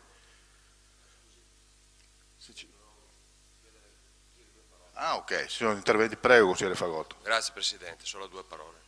Allora, ben venga che si mettano insieme le banche dati, perché ci pare incredibile che nel 2018 le varie agevolazioni che vengono concesse dai vari enti non siano in qualche modo monitorate in modo semplice, chiaro e trasparente, perché solo in questo modo poi si ha davvero la fotografia di quello che è la società e le sue debolezze, e così da poter operare al meglio a livello governativo per indirizzare le risorse disponibili dove effettivamente c'è la necessità maggiore. E qua voglio fare anche un ringraziamento, perché dopo non farò altri interventi, ai nostri servizi sociali e ai dirigenti. Grazie. Grazie consigliere Fagotto. Quindi io adesso pongo in votazione anche il punto numero 7, il progetto numero 2, sistema informativo per i servizi sociali comunali della Venezia orientale. Chi è favorevole? Chi è contrario? Chi si astiene? 2 astenuti, anche l'immediata esecutività. Chi è favorevole? Chi è contrario e chi si astiene? Sempre 2 astenuti. Il provvedimento è approvato, grazie. Passiamo ora all'8º punto, sempre legge 16, progetto numero 3, sistema integrato di accesso ai servizi scolastici della Venezia orientale. Chi è favorevole? Chi è contrario? Chi si astiene? 2 astenuti. L'immediata esecutività. Chi è favorevole? Chi con nessun contrario e i soliti 2 astenuti. Il provvedimento è approvato. Grazie. Arriviamo sempre legge 16, all'ultimo, il progetto numero 4, gestione associata dei servizi sociali fra i comuni di Portogruaro, Cindro Caomaggiore e Teglio Veneto. Chi è favorevole? Chi è contrario? Nessuno. Gli astenuti? 2. Sempre immediata esecutività. Favorevoli e i 2 astenuti come prima. Il provvedimento è approvato. Grazie. Arriviamo al punto numero 10. Piano triennale delle alienazioni e valorizzazioni immobiliari 2018-2020 ai sensi e per gli effetti dell'articolo 58 della legge 133 del 6 agosto 2008, conversione del decreto legge 25 giugno 2008 numero 112, disposizioni urgenti per lo sviluppo economico, la semplificazione, la competitività, la stabilizzazione della finanza pubblica e la perequazione tributaria, modifica, esaminata dalla 5ª Commissione il 20 giugno. Chiedo per cortesia al Presidente, grazie. Sì, buonasera, grazie. Con la legge numero 133 del 6 agosto 2008 di conversione del decreto legge 25 giugno 2008 numero 112 sono state adottate delle misure urgenti finalizzate allo sviluppo economico, alla semplificazione, alla competitività, stabilizzazione della finanza pubblica ed alla perequazione tributaria. L'articolo 58, inserito nell'ambito del capodecimo, privatizzazioni dedicate alle ricognizione e valorizzazione del patrimonio immobiliare di regioni, comuni ed altri enti locali, il comma 1 prevede che regioni, province, comuni ed altri enti locali con delibera individuano, redigendo apposito elenco, sulla base e nei limiti della documentazione esistente presso i propri archivi ed uffici, i singoli beni immobili ricadenti nel territorio di competenza. Tali beni devono essere non strumentali all'esercizio delle funzioni istituzionali e pertanto essere dimessi prevedendo quindi nel contempo la redazione del piano delle alienazioni e valorizzazioni immobiliari da allegarsi al bilancio di previsione dell'ente. Con delibera di Giunta Comunale 196 è stato approvato il piano triennale delle alienazioni e valorizzazioni immobiliari. Con delibera del Consiglio Comunale numero 104 è stato approvato il bilancio di previsione per gli esercizi finanziari 2018 e 2020, il DUP 2018-2020, il programma triennale delle opere pubbliche 2018-2020 e l'elenco annuale 2018. Con propria deliberatoria numero 109 dell'11 giugno 2018 la Giunta Comunale ha deciso di modificare il piano delle valorizzazioni e delle alienazioni immobiliari, inserendo tra gli immobili da alienare nell'annualità 2018 anche la palestrina denominata Centro Sportivo Olimpia 1 di Via Lovisa per un importo di euro 200.000. Grazie consigliere Barbisan. Se ci sono interventi, consigliere Adrigo, prego. Grazie Presidente. Innanzitutto chiedo spiegazioni sul fatto che io in Commissione ho richiesto tutta la documentazione che riguarda la questione della palestrina Olimpia 1 che non mi è stata pervenuta. Ho fatto mettere a verbale che mi venisse consegnata tutta la documentazione che aveva prodotto il tecnico che è stato incaricato dall'amministrazione sulla perizia per valutare quanti soldi si poteva chiedere dalla vendita della palestra e la documentazione non mi è stata pervenuta. Detto questo faccio un ragionamento a spanne perché non viene portata la documentazione in commissione, non viene portata neanche quando viene richiesta esplicitamente, quindi faccio un ragionamento a spanne sulla palestra, premettendo che io personalmente, ma credo che poi il gruppo sarà d'accordo su questo, non voterò a favore di questa delibera. Perché? Perché quella palestra è inserita in un'area che, ragionando in prospettiva, può avere degli sviluppi, secondo me, gestiti dal pubblico e non dal privato. Sto parlando dell'area, non della palestra soltanto, no?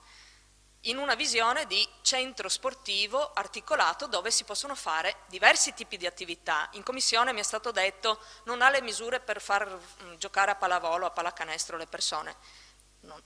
Cioè, in questi anni, da quando è stata costruita ad oggi, è stata utilizzata per altri sport, non esiste solo la pallavolo o la pallacanestro e credo che in una visione appunto di coordinamento delle attività sportive di questa città e anche oltre la città, credo che sarebbe stato più giusto che quella realtà rimanesse di proprietà dell'amministrazione comunale, facendo degli accordi, come sono sempre stati fatti in questi anni, con delle associazioni sportive o altro, per poter gestire al meglio quell'impianto sportivo in una logica, ripeto, di coordinamento di varie attività in un quartiere che, oltretutto, secondo me, necessita di quel tipo di sviluppo anche per armonizzare la vita della comunità che risiede in quel quartiere.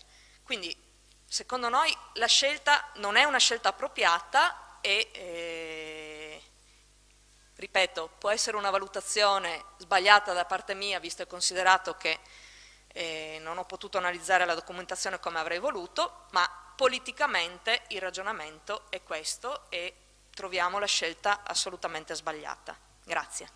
Grazie consigliere Adrigo. Consigliere Fagotto, prego. Grazie Presidente. Allora, confermo quanto ha appena detto la consigliera Irina Adrigo e capiamo anche la scelta, ma c'era bisogno di poter studiare un attimo le carte che abbiamo chiesto in Commissione, tra cui la perizia di stima, per poter dare un vero e proprio giudizio sul merito della questione.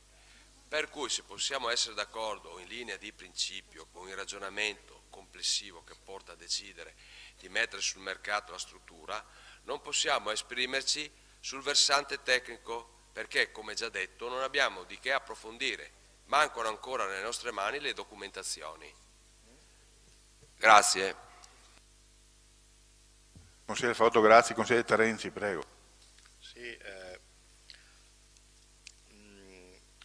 continuo il ragionamento che ha fatto la collega di gruppo Drigo, Irina, e anch'io confermo come, ed è una cosa anche che ho già detto e che ribadisco nuovamente, come le commissioni consigliari, che dovrebbero essere la sede dove per eccellenza e dove per funzione specifica anche della sede stessa si approfondiscono le questioni e si raccolgono le informazioni che poi servono per istruire l'argomento e servono anche per addivenire ad un voto consapevole. Ecco, molto spesso quando vengono convocate le commissioni questo non avviene. Non avviene per argomenti modesti, non avviene per argomenti di grande rilevanza. Io sono ancora stupito di un fatto, che sulla grande questione della perfosfati e di 2 capannoni noi ancora non abbiamo ricevuto un atto informale, anche informale, comunque un atto tecnico istruttorio che in qualche misura desse delle informazioni necessarie e sufficienti per una valutazione complessiva. Non abbiamo ricevuto nemmeno le slide dei tecnici che noi abbiamo richiesto per 4 volte consecutive, anzi 5 con la commissione stessa in cui i tecnici sono venuti a illustrare il progetto stesso. Quindi ribadiamo questa carenza, questa lacuna, che vedo che i presidenti di commissione non in qualche misura non eliminano, non soddisfano. C'è una gestione molto piatta delle commissioni e talora, ripeto, si contravviene anche a quella che è la funzione della commissione stessa, che è di istruttoria e di studio degli argomenti, perché non arrivano le informazioni e non arrivano i documenti. Anche perché i documenti istruttori, lo dico per esperienza, visto che ho fatto il consigliere comunale dal 90 al 95, e visto che ho avuto modo anche di far parte di gruppi di lavoro e quant'altro anche per lavoro, i documenti non sono soltanto le delibere, perché le delibere danno degli indirizzi, citano i percorsi normativi, sintetizzano un dispositivo. Manca il supporto di altra documentazione, anche informale, su questo noi non è che poniamo questioni, ma che aiutasse davvero il consigliere ad istruire il tema e a svolgere un'azione consapevole.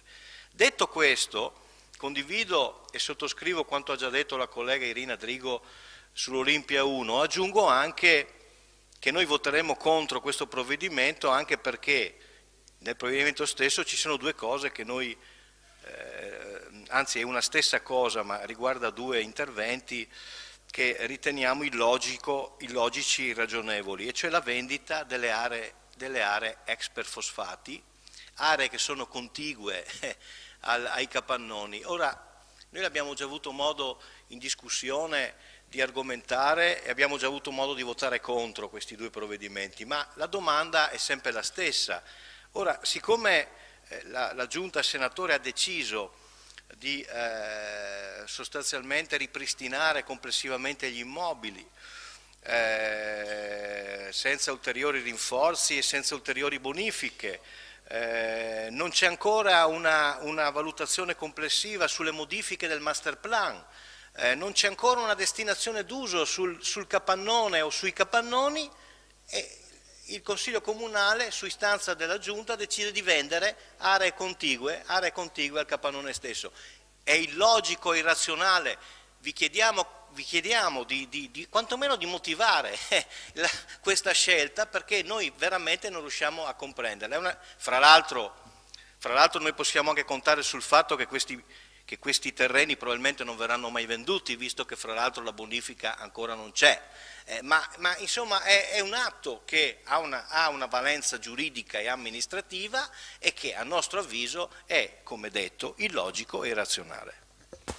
Grazie. Assessore Bravo, mi pare che aveva un'integrazione. Sì, io volevo dire che praticamente non è più strategica come valorizzazione, prima di tutto. Poi le caratteristiche, come ha già fatto notare la consigliera, non sono idonee per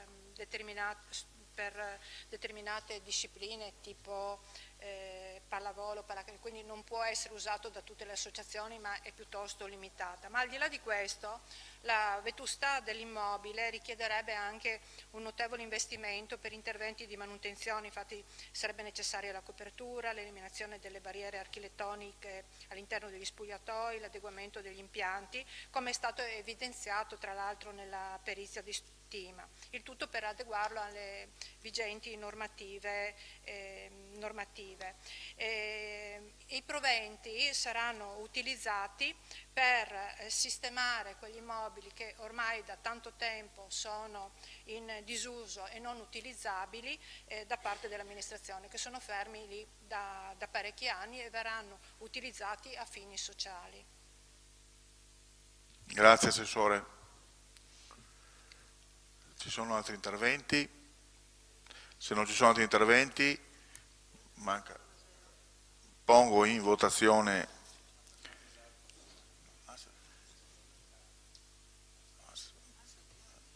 prego Assessore. Beh, intanto più altro per fare una precisazione, comunque adesso ho sentito Antonello, effettivamente sono stati chiesti i documenti, no, giustamente l'osservazione giusta, tu parlavi della perizia e parlavi anche di altri documenti relativi alla palestra.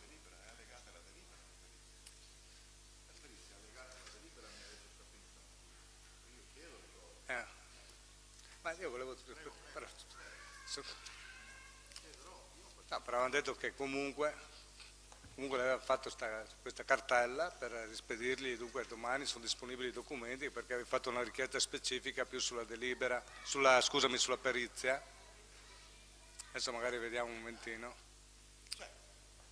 Chiedo scusa, siccome il consigliere Adrigo, siccome no, è allegata alla delibera di giunta che è pubblicata.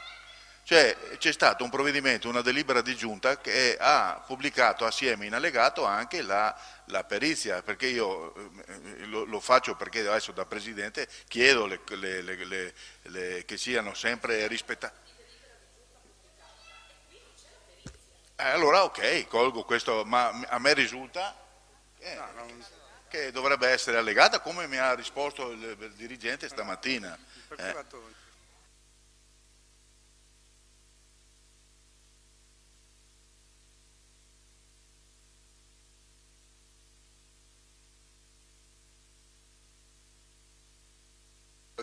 Ecco, io ho parlato con Tonasso, che è stata messa su una cartella, un file che doveva essere inviato, è rimasto là, domani sono a disposizione tutti i documenti. La cosa, fa finire, comunque quello più importante è che lei si era riferita soprattutto alle perizie che sono state fatte e domani purtroppo l'avrà.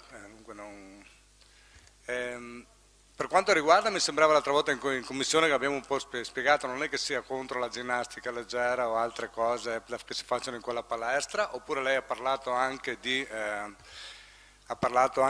luogo dove si può sviluppare una zona intesa non solo con la palestra Olimpia ma con la palestra Via Lovisa, è un discorso anche giusto, è anche vero che però questa amministrazione sta facendo altri investimenti importanti. È una scelta amministrativa. In commissione veramente io avevo visto più una sua preoccupazione, fra l'altro le commissioni adesso anche registrate, per i gestori attuali, cosa avrebbero fatto, cosa avevano fatto, forse ho percepito male sia lei che Fagotto, avevamo parlato di questo insomma, dunque non... Però la scelta, questa no, se no non va bene, mi lasci finire, la scelta dell'amministrazione è di andare verso altre soluzioni che non prevedono sempre la sistemazione di immobili vecchi o immobili che hanno bisogno di manutenzione, di fare anche qualcos'altro, può essere giusto o sbagliata, però questo è l'indirizzo dell'amministrazione attuale.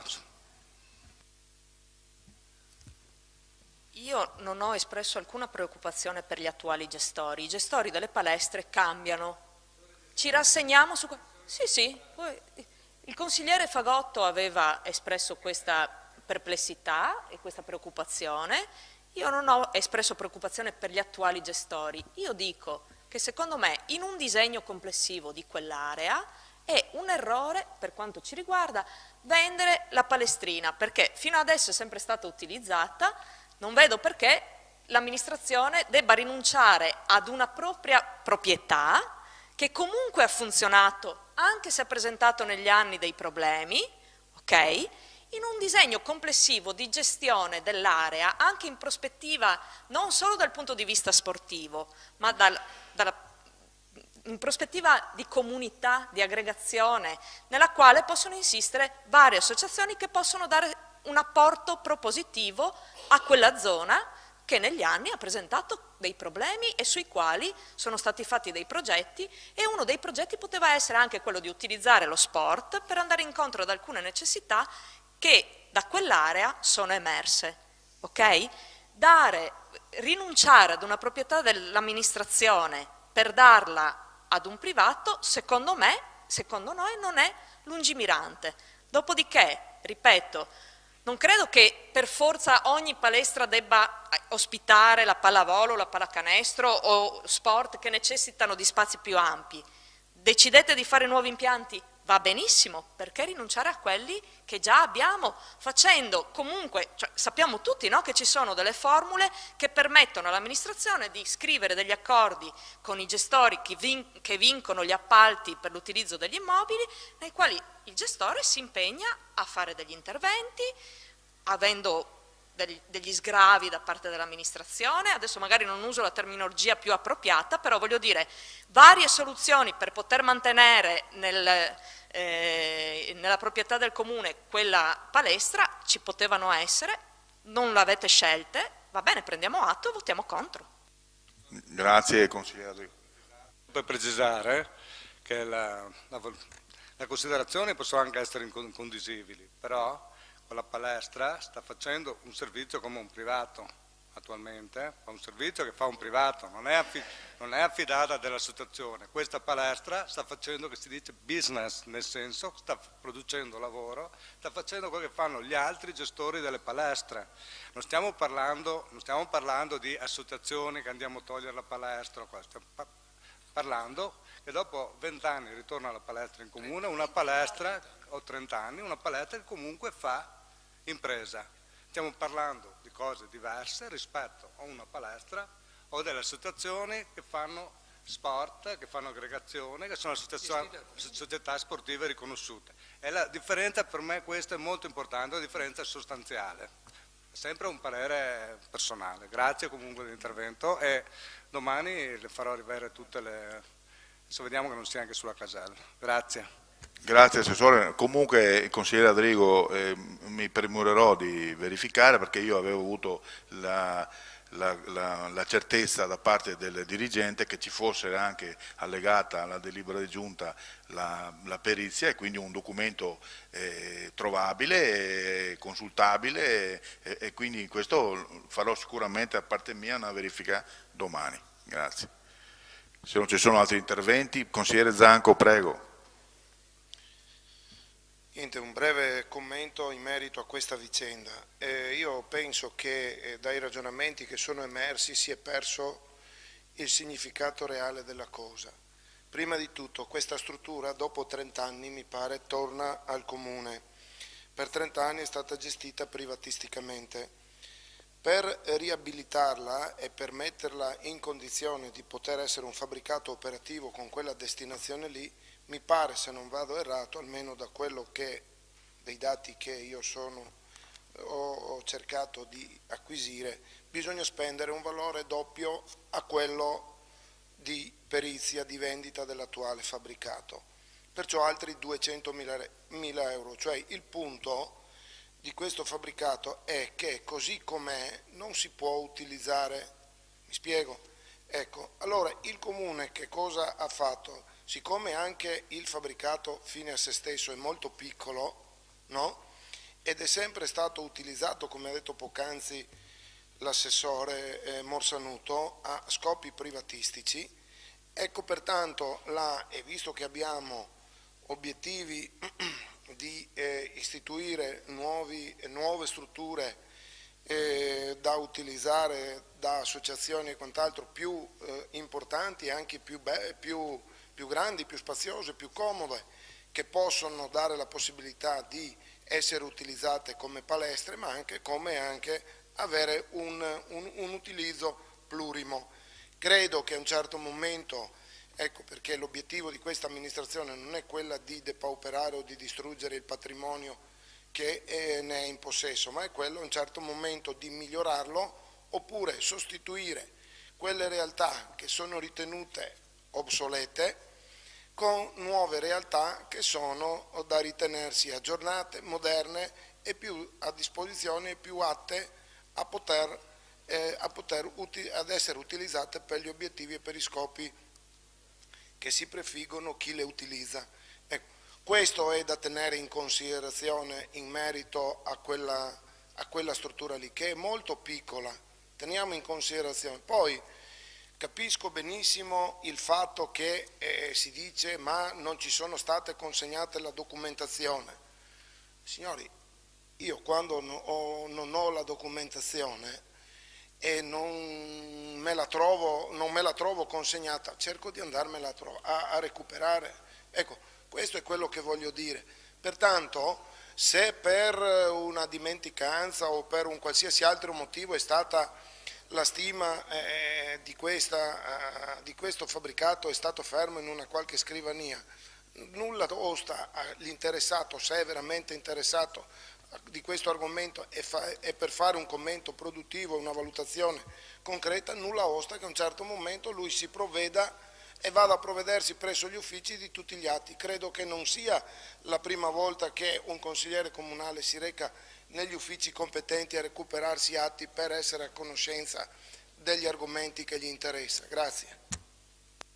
Grazie consigliere Zanco. Consigliere Fagotto e dopo consigliere Adrigo.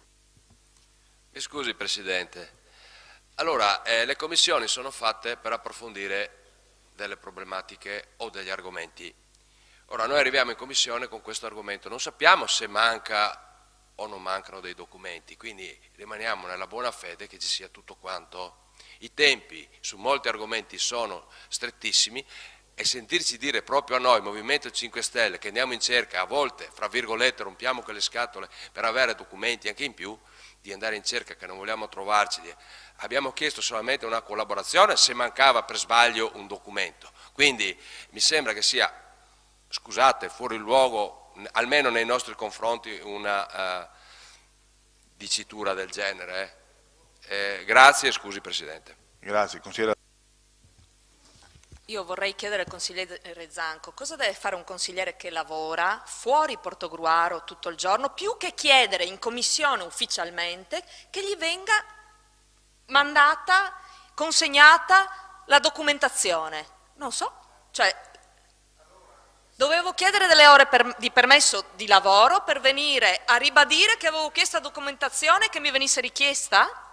Cioè, adesso mi pare che sia sufficientemente ufficiale una commissione consigliare nella quale si chiede della documentazione che non viene consegnata.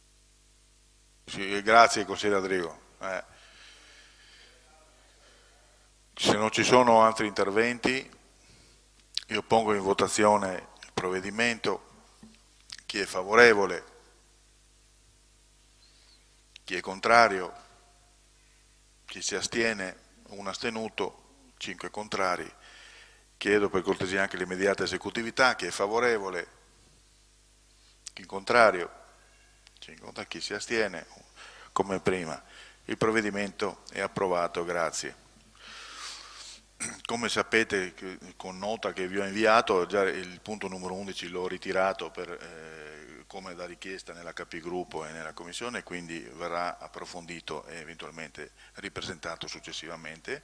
Passiamo al 12° punto, proposta di ordine del giorno su pianificazione faunistico-venatoria regionale, calendario venatorio 2018-2019, è presentato dal consigliere Zanco in data 20 giugno del 2018. Prego, consigliere, se ne vuol darne lettura. Premesso che il piano faunistico venatorio rappresenta lo strumento attraverso cui viene disciplinata la pianificazione e la programmazione faunistico-venatoria del territorio. Il 15 luglio del 2017 si è tenuto un incontro organizzato da Federcaccia Città Metropolitana di Venezia a Musile di Piave sul tema piano faunistico venatorio regionale, più precisamente il disegno di legge numero 5/2017 di iniziativa della Giunta regionale. Un disegno di legge che intende modificare la legge regionale 50/1993, escludendo gli enti locali e la città metropolitana dalla programmazione e gestione del piano faunistico venatorio del territorio. I partecipanti all'incontro, amministratori locali, associazioni agricole, alcuni rappresentanti politici, da consiglieri regionali a consiglieri della città metropolitana, ad ex assessori alla caccia, hanno manifestato la necessità di mantenere e non modificare la normativa esistente. La legge nazionale 157/92 attribuisce alle regioni e alla province la competenza di realizzare il piano faunistico venatorio. Dal canto suo, la Regione, con legge regionale 50/93, affida alle province la predisposizione dei piani faunistico-venatori, una normativa che coinvolgeva in maniera più capillare i territori, coinvolgendo tutti gli stakeholder del territorio per meglio pianificare gli interventi. Anche la recente sentenza della Corte Costituzionale numero 174 del giugno 2017 sancisce in modo chiaro le competenze programmatorie per quanto attiene alla pianificazione faunistico-venatoria di competenza della provincia e di conseguenza è diventata della città metropolitana. Esiste di fatto un piano faunistico venatorio 2014-2019 già approvato dall'ex provincia e già adottato dalla Regione, di cui si sollecita l'approvazione con le articolazioni previste per la provincia di Venezia in 5 comprensori, 4 di terraferma e 1 lagunare.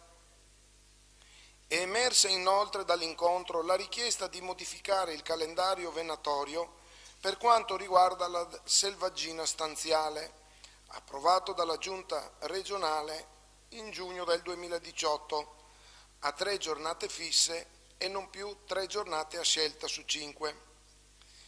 È stato ritenuto opportuno strutturare un ordine del giorno che raccogliesse tutte queste richieste e proporlo alle amministrazioni.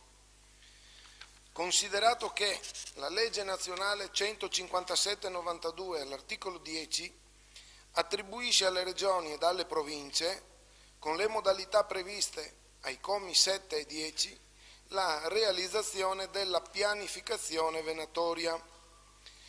Il comma 7 attribuisce alle province la predisposizione, articolandoli per comprensori omogenei dei piani faunistico-venatori. Il comma 10 stabilisce che le regioni attuino la pianificazione faunistico-venatoria mediante il coordinamento dei piani provinciali di cui al comma 7. La legge regionale 50/93 affida alle province la predisposizione dei piani faunistico-venatori. La provincia di Venezia è denominata città metropolitana in base alla nuova legislazione nazionale. L'ex provincia di Venezia ha già predisposto ed approvato il nuovo piano faunistico venatorio relativo regolamento per il periodo 2014-2019. La Giunta regionale ha adottato tale piano anche nel mese di agosto 2014.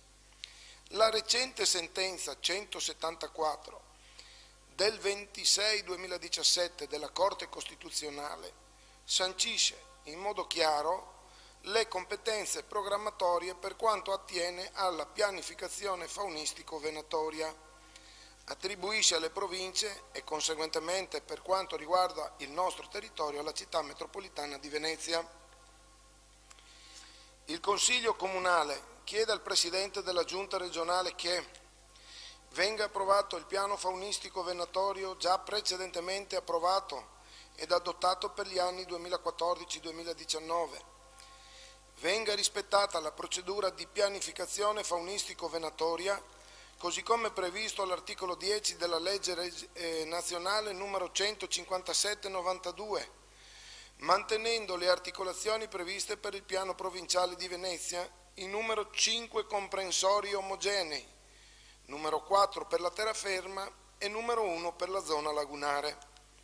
Il Consiglio Comunale chiede inoltre che vengano apportate modifiche al calendario venatorio 2018-2019 approvato dalla Giunta regionale nel mese di giugno 2018 nel rispetto delle indicazioni formulate dagli ambiti territoriali di caccia della città metropolitana di Venezia, in modo particolare prevedendo 3 giornate fisse, il mercoledì, il sabato e la domenica, per quanto riguarda la selvaggina stanziale. Ciò nel rispetto dell'articolo 16 della legge regionale numero 50/93. Il Consiglio Comunale esprime un particolare apprezzamento per il lavoro svolto dagli ambiti territoriali di caccia che da diversi anni gestiscono la caccia programmata della provincia di Venezia. Dà mandato al signor Sindaco di inviare il presente ordine del giorno al Presidente della Giunta regionale e alla Presidente della città metropolitana di Venezia, alla Federcaccia provinciale, ai Presidenti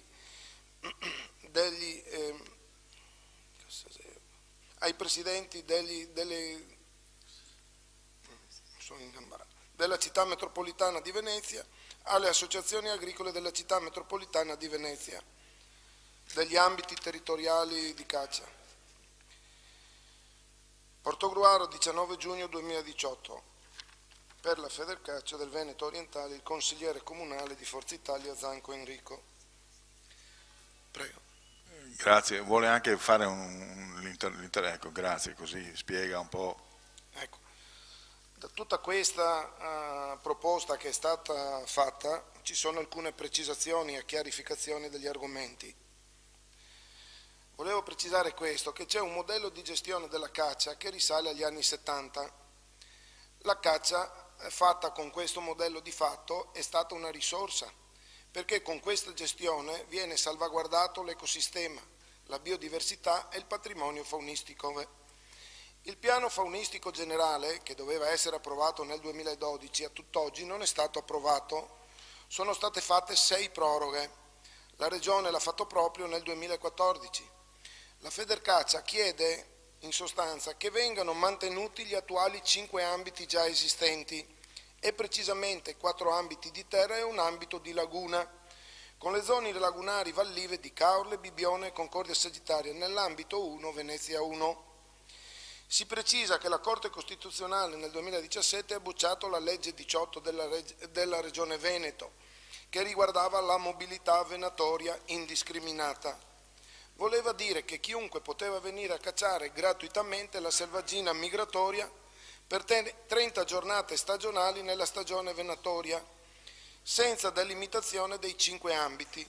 La Federcaccia vuole che questi 5 ambiti vengano mantenuti. In sostanza il discorso è questo. Ci sono 5 ambiti che tutelano i territori in base alla loro natura. È importante che questi 5 ambiti vengano mantenuti e pertanto un cacciatore non può recarsi indiscriminatamente su tutte le aree, mi spiego? Ecco, ma deve limitarsi sul suo ambito. Il secondo argomento che riguarda questa proposta sono i poteri. La legge quadro 157, gli articoli 12 e 14, dice che siano le province e o la città metropolitana a predisporre il piano faunistico venatorio. Questo perché? Perché hanno la realtà in mano, sanno com'è la situazione, perciò siccome a tutt'oggi hanno sempre tutelato gli interessi dell'ambiente, è bene che chi conosce le realtà eseguano i programmi e i piani in merito. La Giunta regionale nel 2017 ha modificato questa legge accentrandosi i poteri in contrapposizione alla legge. Nel piano faunistico venatorio i comuni sono stati esclusi da questa pianificazione, idem la città metropolitana. I poteri delle province sono stati acquisiti dalla Regione Veneto e questo non è corretto, per il semplice motivo che è giusto che il programma e i piani faunistico-venatori vengano mantenuti. Nell'aspetto pratico si tenga in considerazione che il piano faunistico-venatorio riguarda tutto l'ambiente e precisamente le strade, le zone umide, i boschi, i fiumi, le barene e in generale tutto l'ambiente e l'ecosistema. La conferenza dei sindaci è favorevole al mantenimento dell'attuale sistema di gestione del territorio. 15 comuni del Veneto orientale hanno già votato favorevolmente, restano 5 comuni, dei 20 comuni del Veneto orientale, cioè del Sandonatese e del Portogruarese, 15 hanno già votato a favore, restano 5 comuni, compreso Portogruaro, che sottoporranno l'argomento nei rispettivi consigli comunali, come noi stiamo facendo questa sera. L'aspetto fondamentale riguarda il modo che si vuole impostare la caccia. Intendono la Regione Veneto dare la possibilità ai cacciatori di andare a cacciare ovunque nel Veneto, scegliendosi le 3 giornate alla settimana. Ora, noi abbiamo 3 giornate fisse, mercoledì, sabato e domenica. Si va a cacciare dall'alba fino alle ore 14 e poi si smette. Con i programmi che si vuole, con i nuovi programmi che si vuole fare o che vogliono fare, vorrebbero far diventare che i 3 giorni li sceglie il cacciatore, perciò io e lui, se andiamo a caccia assieme, lui sceglie 3 giorni, io scelgo altri 3 giorni, praticamente in tutta la settimana l'ambiente di caccia è sottoposto alla presenza dei cacciatori, perciò sia la selvaggina che i territori stessi sono sottoposti a questo stress e a questo modo di frequentazione da parte dei cacciatori. Se poi calcoliamo che con questo sistema, sono stati ridotti, col vecchio sistema, cioè col sistema attuale, c'è un cacciatore ogni 19 ettari di terreno. In totale il comprensorio è fatto da 150 ettari di terreno. Con il nuovo sistema diventerebbe, perciò abbiamo complessivamente attualmente 1080 cacciatori. Col nuovo sistema i cacciatori nei nostri 5 ambiti diventerebbero 3240. Perciò perché? Perché ogni cacciatore sarebbe un cacciatore per ogni 6 ettari di terreno. Questo comporta un'intensificazione dell'attività di caccia, questa a danno anche dell'ambiente e della selvaggina stessa.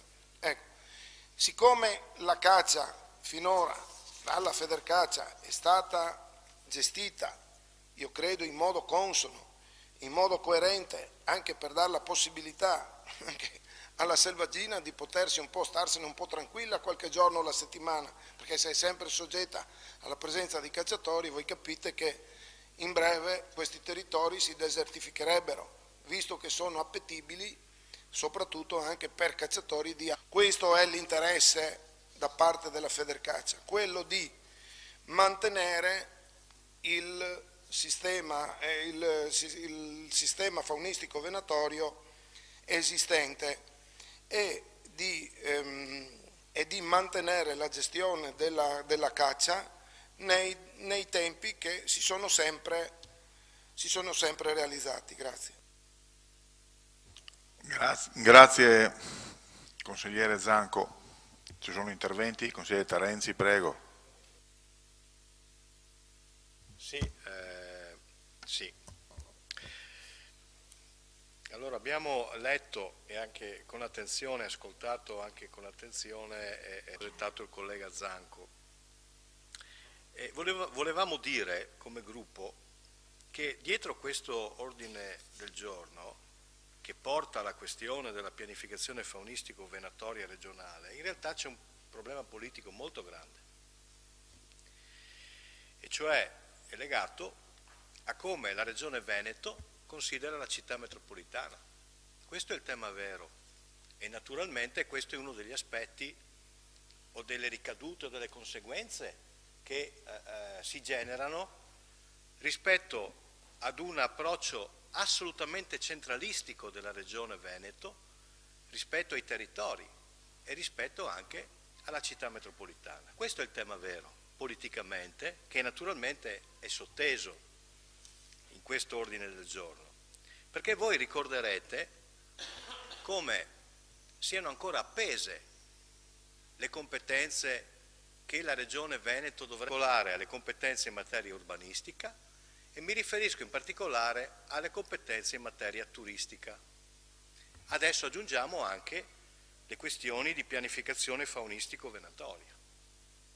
Allora, questa amministrazione regionale di centrodestra, in particolare il Presidente Zaia, rivendica l'autonomia quando c'è un rapporto di potere con lo Stato centrale, ma quando il rapporto di potere in qualche misura si inverte e va nel verso degli enti territoriali, e va nel verso dei corpi intermedi della comunità, il centralismo della Regione Veneto è spietato. Quindi dietro questo ordine del giorno vi è un tema politico di grande rilevanza, e cioè che la Regione Veneto non mette in atto quel principio di sussidiarietà verticale, e io penso anche orizzontale, ma fermiamoci alla verticale, quindi rispetto alle competenze degli enti sottoordinati, che dovrebbe essere messa in campo. Del resto la legge che ha istituito le città metropolitane su questo è chiarissimo, ma l'orientamento della Regione è addirittura quello di riprendersi le competenze della provincia, altro che di delegare alla città metropolitana. Questo è il vero tema. E allora noi, al di là delle questioni in materia venatoria e faunistico-venatoria, io personalmente sono anche poco preparato rispetto a questo, però noi voteremo a favore di quest'ordine del giorno. Voteremo a favore di quest'ordine del giorno perché dietro è sottesa una questione politica di grande rilevanza. È giusto che i territori, in base al principio della sussidiarietà verticale, rivendichino un'autonomia sulle cose che fanno bene, rivendicano un'autonomia sulle materie in cui è giusto e opportuno e corretto, come ha detto il collega Zanco, che conservino una competenza, perché sono a diretto contatto con la rete della comunità, con i bisogni della comunità. Quindi noi, perché riteniamo che questo centralismo regionale debba venire meno in favore di una valorizzazione degli enti locali, delle competenze degli enti locali, in particolare la città metropolitana, e in virtù e in favore anche delle articolazioni nella comunità dei corpi intermedi che arricchiscono la rete e il capitale sociale di una comunità. Grazie consigliere Terenzi. Ci sono altri interventi? Se non ci sono altri interventi io pongo in votazione l'ordine del giorno. Chi è favorevole? Chi è contrario? Chi si astiene? 2 astenuti. L'ordine del giorno è approvato, grazie. No, non c'è. Domande non ci sono, interrogazioni, domande, quindi il Consiglio Comunale si chiude qui. Buona serata a tutti, salutiamo il pubblico da casa, il pubblico presente. Buonasera.